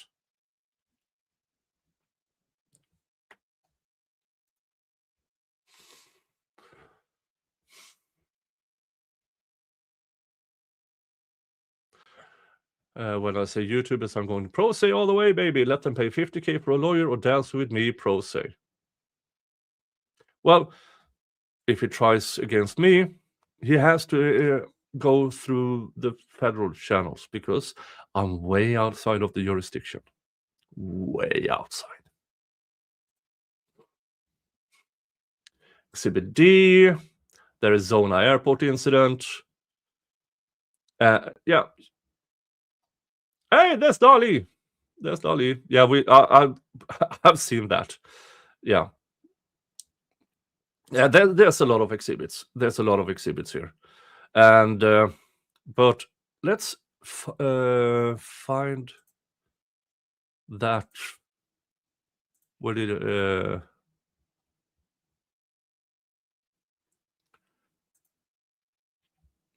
that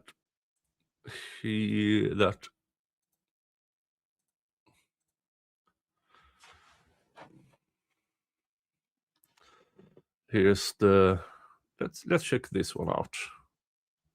Oh, before that, thank you to Robert, thank you to Tracy, thank you to Nerdy. Okay, thank you so much. Thank you. Let's do a swoop. Here's my swoop.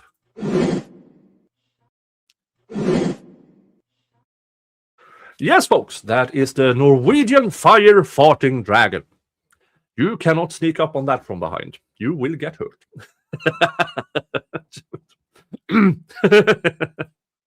Oh.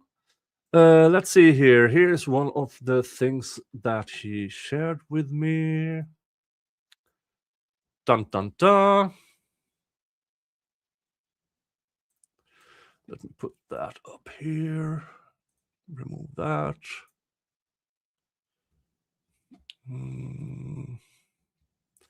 United States Court of the Northern District of Georgia Atlanta Division. Regarding JLR plaintiff, order and permanent injunction. This is from 2008 when he did all these filings, that he which he brags about. Order and permanent injunction. Plaintiff, an inmate at a federal prison in Salter, South Carolina, now has 271 matters pending before the court. The case numbers are listed in the attached appendix. As with every other case the plaintiffs have filed in this court, plaintiff is not entitled to proceed in forma pauperis pursuant to 28 U.S.C. 1915 G because of the great many cases he has filed that has been dismissed as frivolous. According to the 11th Circuit, the proper procedure is for the district court to dismiss the complaint without prejudice when it denies the prisoner leave to proceed in forma pauperis pursuant to the 3 strikes provision of 1915 G. The prisoner must pay the filing fee at the time he initiates the suit. Accordingly, all of plaintiffs' currently pending cases will be dismissed without prejudice. So, yeah, so that is from when he was in federal prison with all these frivolous lawsuits going on, when he conducted himself as, I'm the most litigious person in history. No, you would basically never in front of the court litigating. You shit your pants and brag about how often you did it.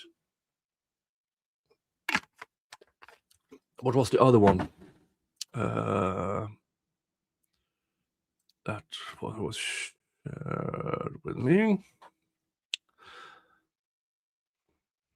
Oh yeah, the evasion thingy. The evasion thingy. Dun, dun, dun. Dun, dun, dun. And hello over at Rumble.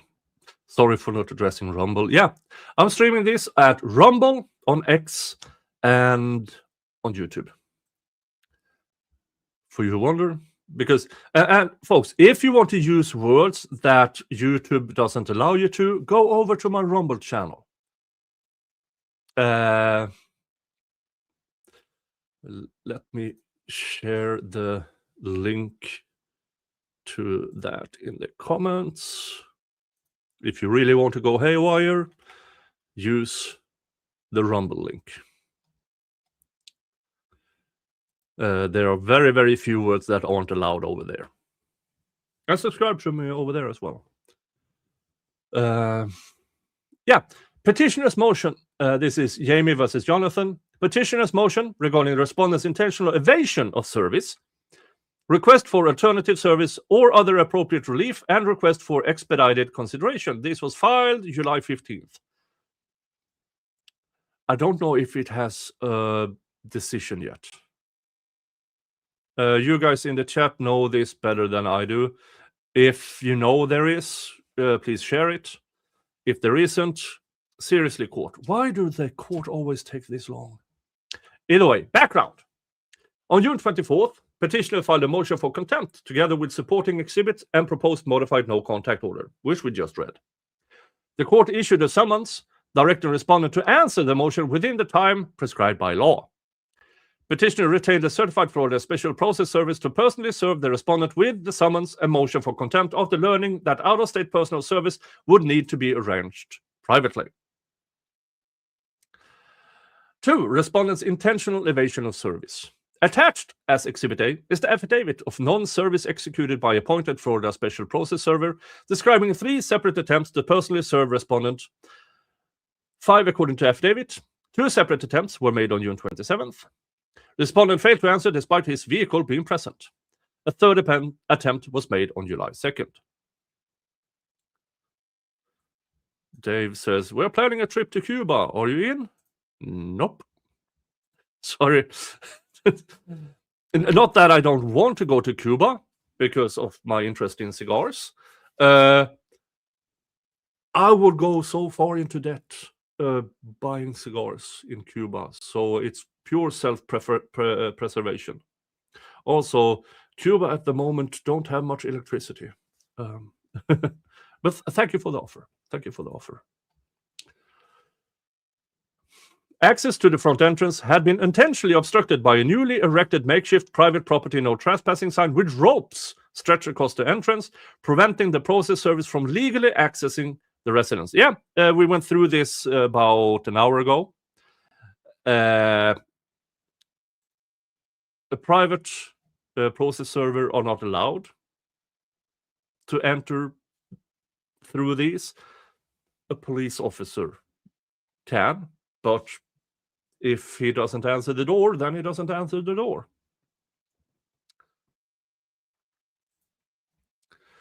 Photographs taken by the process server accurately depict the physical obstruction placed across the entrance. The process server additionally posted written notice of the pending legal proceedings at the respondent's residence, attempted telephone contact, and sent a text message advising the respondent that legal documents were awaiting service. No response was received. I specifically recall one of the JLR cockgobblers telling me, JLR, he is known for following the law. Really? Really?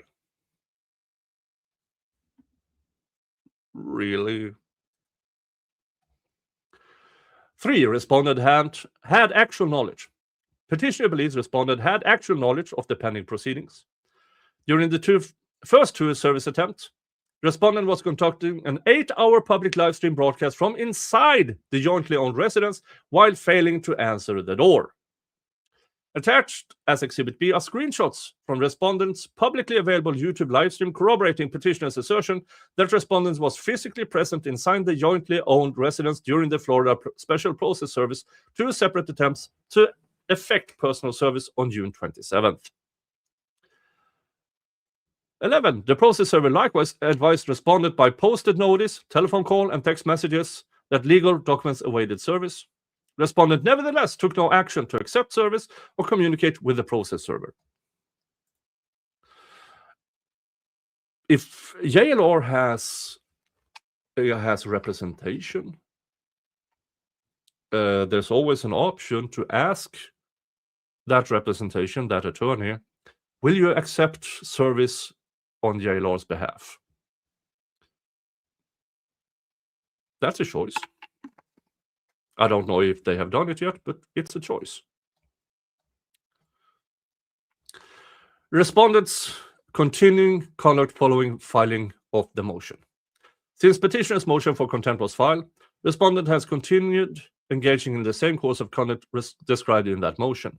Among other things, respondent has continued publicly using petitioner's original creative works, including thumbnails created by petitioner during the parties' relationship, despite petitioner's repeated objections and despite those acts already being specifically identified within the pending motion for contempt.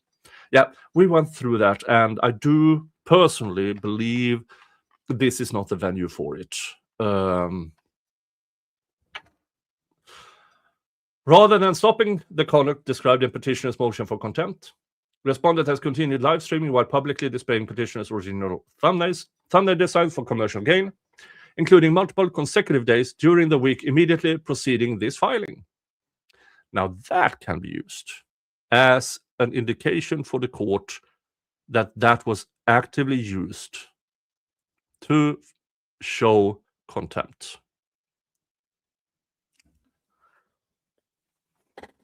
Ownership in itself, harder to show, but the use of it, that can be an indication in what we call totality of the circumstances.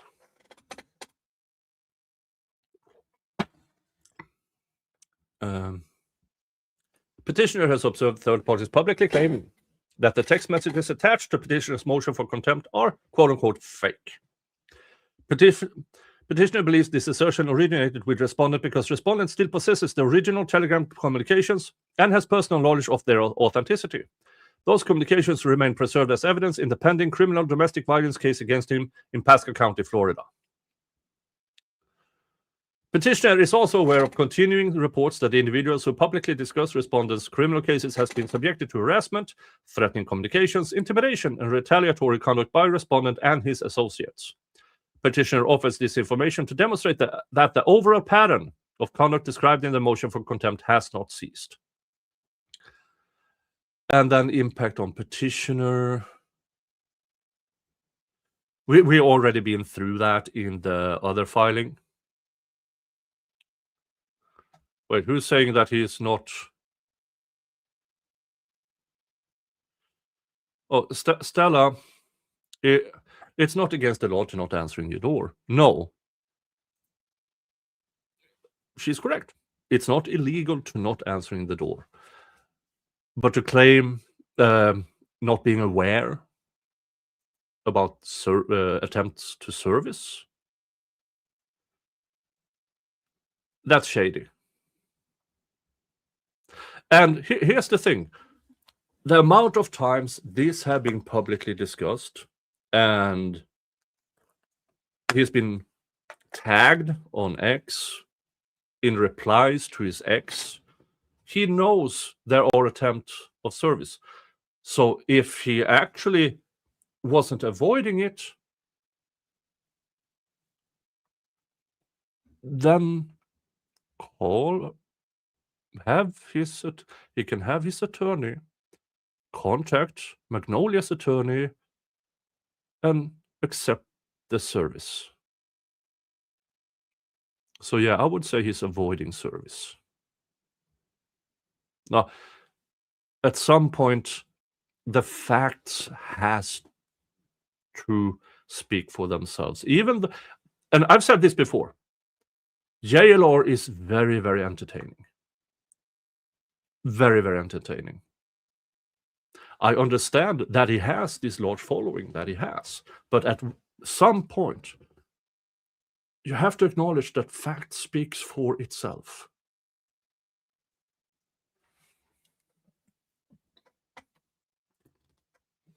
Not allegations, but facts like this. Is he avoiding service or not? Yeah, we can actually conclude he is actively avoiding service, especially since he put up no trespassing and roped his gate. That tells me that he knew this was a private process server, and he also knows that if he ropes the gate shut, a private process service can't go through it. That goes to intent.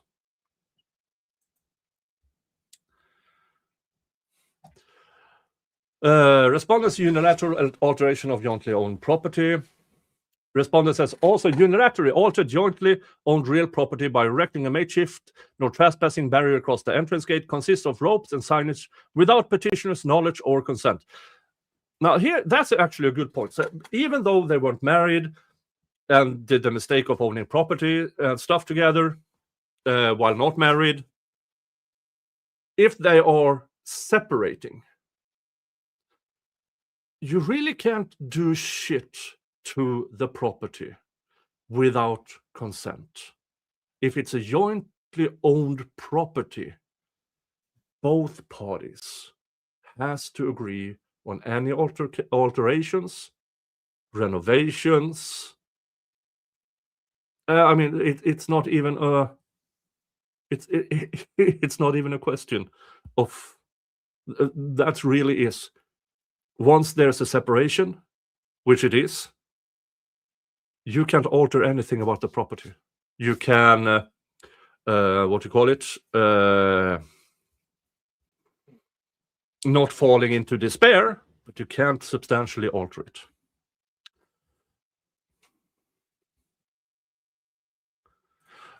Nick, isn't a burden placed on her to have the process server deliver the court documents to his lawyer?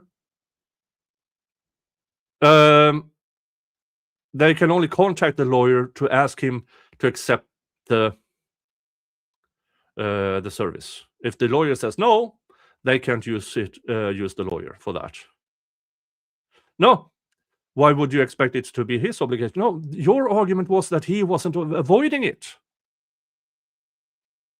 That was your argument. He is not doing anything evasive about being served. And I brought you the argument, he roped the gate shut with no trespassing, making it impossible for a private process server to enter. That is avoiding service. At one point, you have to accept the truth here.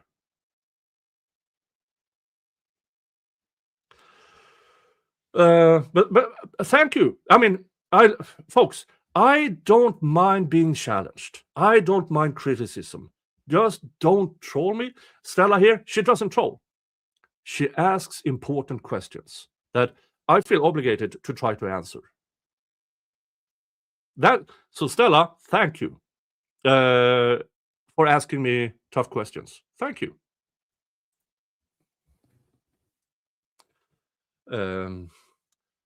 Petitioner objects to these unilateral alterations. Then transbarrier materially changes the appearance of jointly owned property, creates an unprofessional and neglected appearance, and is inconsistent with preserving the property while ownership remains unresolved. Yeah, that's what we just went through.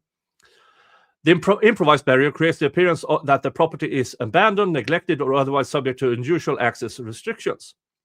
Petitioner is concerned that such unauthorized alterations may negatively affect the property's appearance, marketability, or perceived value, while both parties continue to hold ownership interests.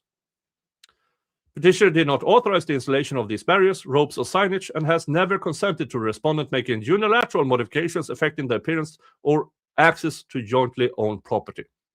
This here should be a separate filing as well as underlying facts for the court. Respondent's failure to engage in court-authorized settlement discussions.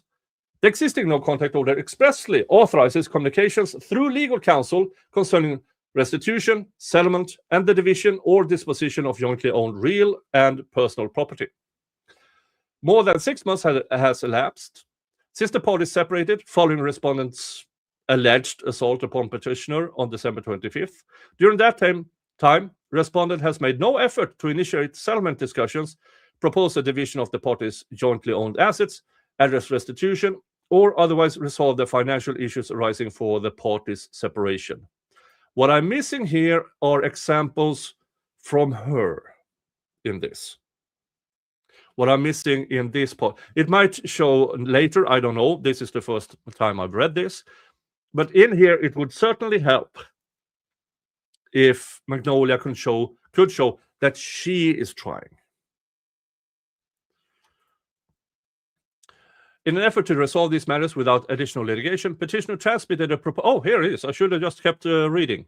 In an effort to resolve these matters without additional litigation, petitioner transmitted a proposed separation and restitution agreement to the respondent's attorney of record in these proceedings for review and consideration.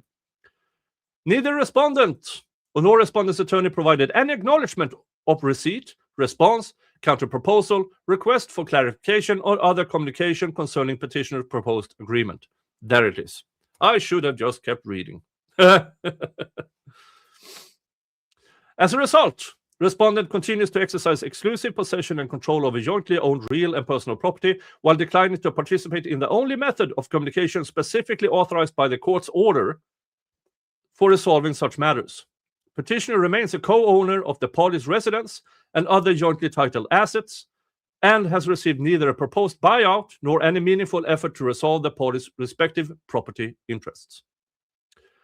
Petitioner respectfully submits that respondent's refusal to engage in the court-authorized process for resolving property and restitution issue, while simultaneously continuing to exercise unilateral control over jointly owned assets, further demonstrates the necessity of the relief requested in petitioner's motions for contempt and the proposed modified no-contact order.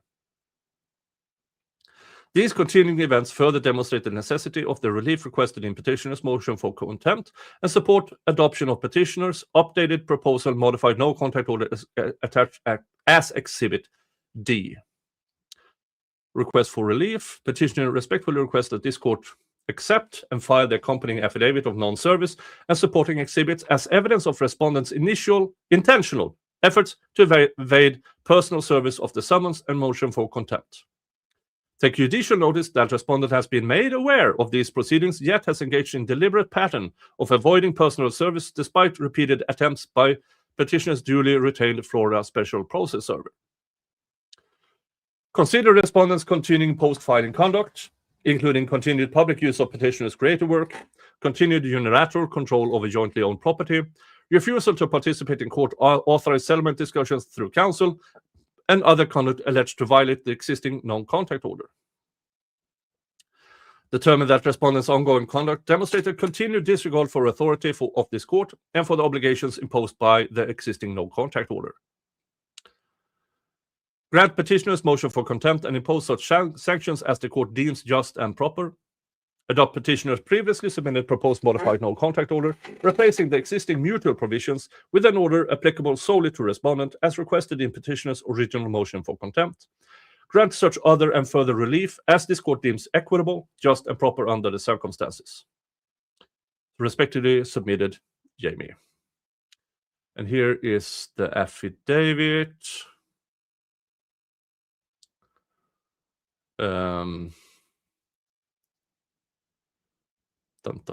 Affidavit of non-service, return of non-service. Before me, the undersigned authority personally appeared in the process server named below, who, being first duly sworn, deposes and states that there are special process server appointed by the sheriff of Pasco County, Florida, or otherwise authorized under Florida law, and that the following facts regarding the attempted service of process upon Jonathan Riches are true and accurate. On June 27th, I made 2 separate attempts to execute service of process on Jonathan Riches at the subject's address.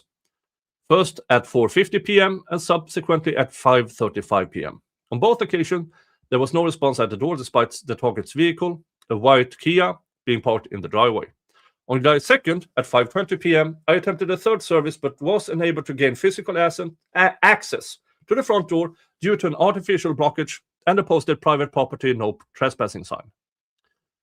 The entrance was obstructed by a white decorative wrought iron gate anchored between 2 stucco pillars, with a trespass warning affixed on the upper left portion of the gate and a matching wrought iron table pushed flush against the rear. Furthermore, a bright yellow cord was wrapped across the entryway, tied to the right pillar, stretched horizontally across the gate, and staked into the ground with additional diagonal strands, creating a makeshift physical barrier.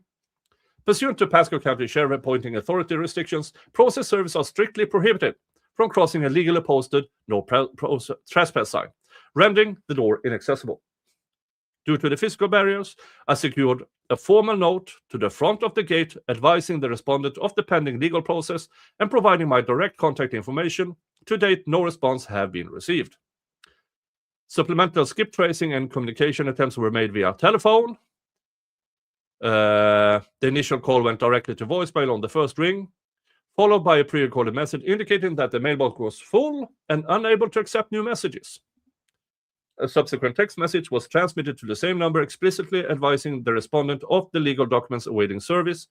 No communication or acknowledgement has been received from the respondent regarding the posted notice or electronic correspondence, and the process is returned as non-service. Page 2, under the penalties of perjury, blah, blah, blah. And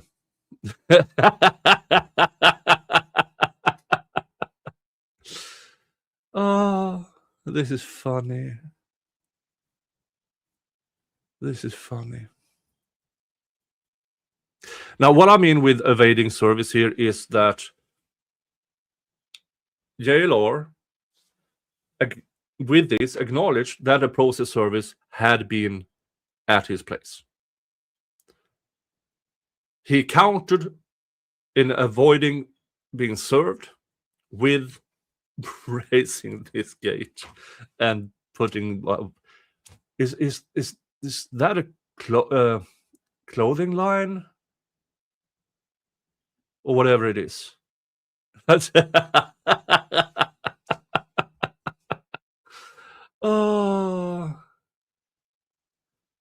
oh, that's so funny. So yeah, in my opinion, this shows he's actively avoiding service because the gate wasn't there on the 2 first attempts. It was there on the 3rd attempt. Now, I have to say this. On the few cases I've seen of avoiding process servers, usually it takes more than 3 attempts. Usually.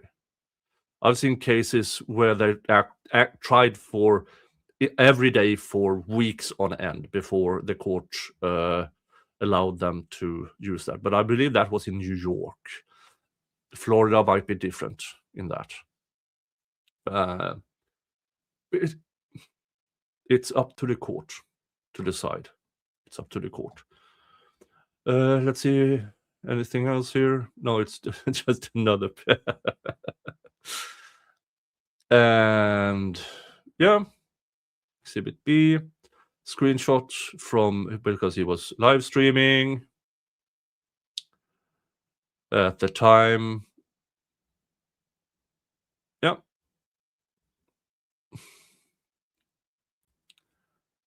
And other screenshots. Geez, 10-hour live streams. That's impressive. I have a few of those myself during the Young Thug Rico trial. That was interesting. I covered the Young Thug Rico trial for 2.5 years. That was... So, ask me about Georgia Rico. So, yeah. All right. That was that. What else do I have here? No, that was that. Was I sent anything? No, that now we seem to have gone through the materials regarding the contempt and the service against JLR regarding that contempt.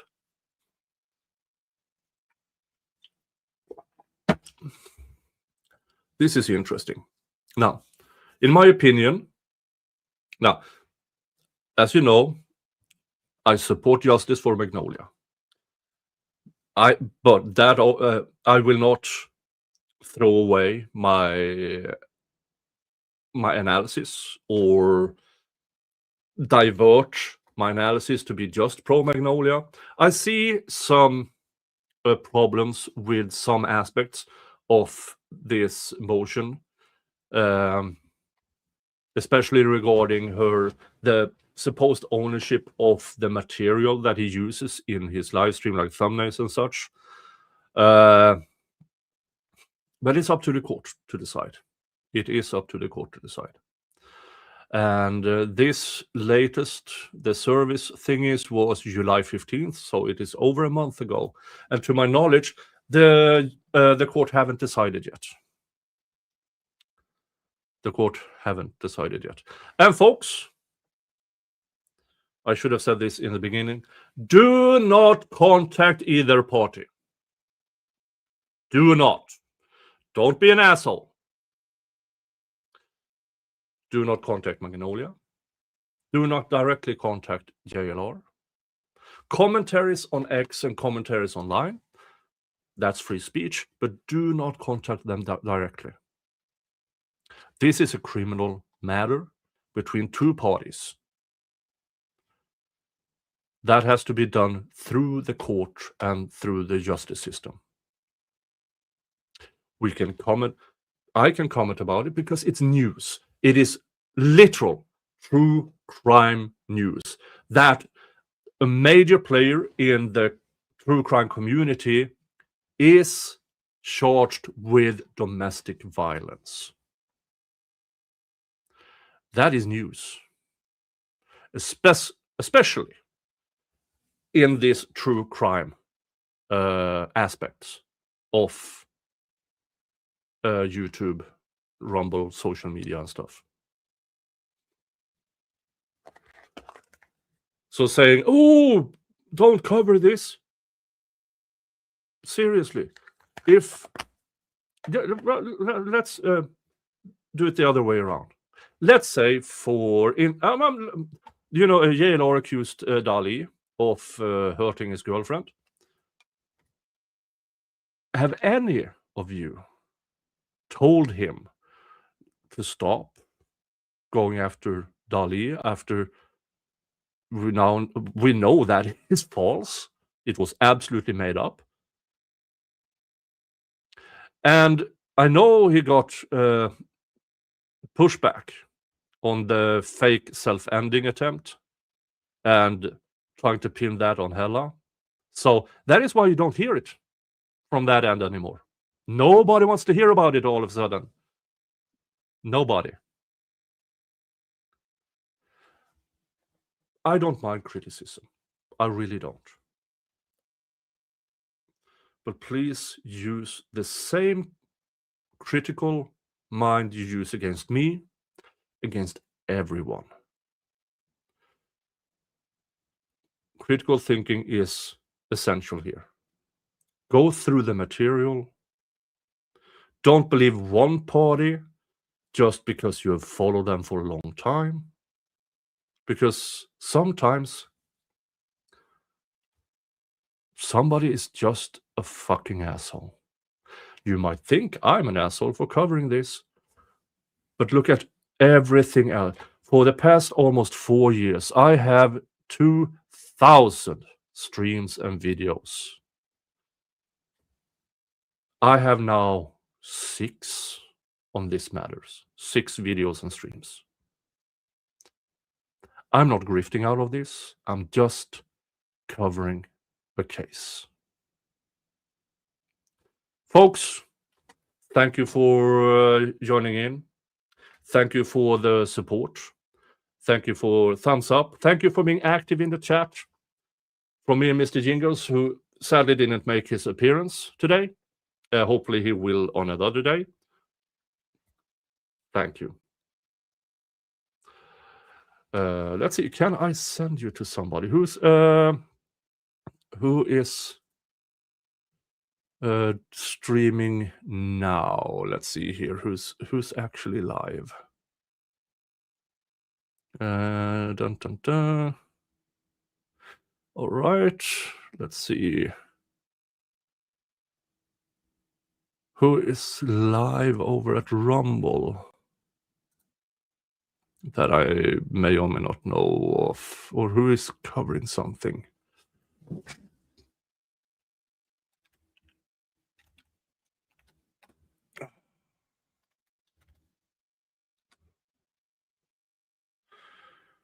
Let's see here. Oh, wait a minute. Son of Sam. That sounds interesting. Yeah. Somebody is talking about the Son of Sam things. That should be interesting. I wonder if that is how I raid. No? Apparently. How the fuck do I raid on Rumble? Raid on Rumble.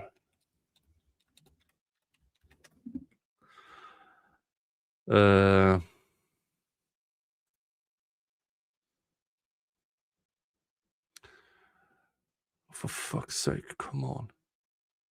Oh, I put that one on the raid.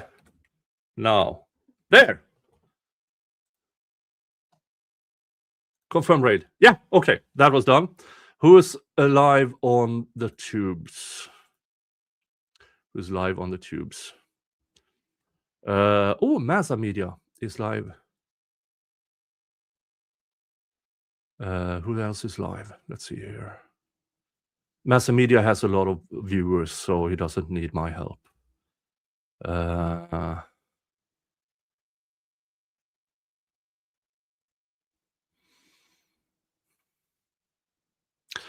don't really see. Yeah, let's do Massa Media. Yeah. Dun, dun, dun.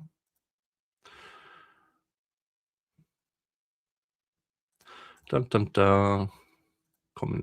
Customization, redirect, Massa Media. There. All right, folks. Yeah, we are all professionals here. We do everything on a win. Folks, thank you again. You all have a good one. And I will see you all in the next stream or video. Bye-bye. Santa Claus, riding in with the winter laws. Santa Claus, Santa Claus.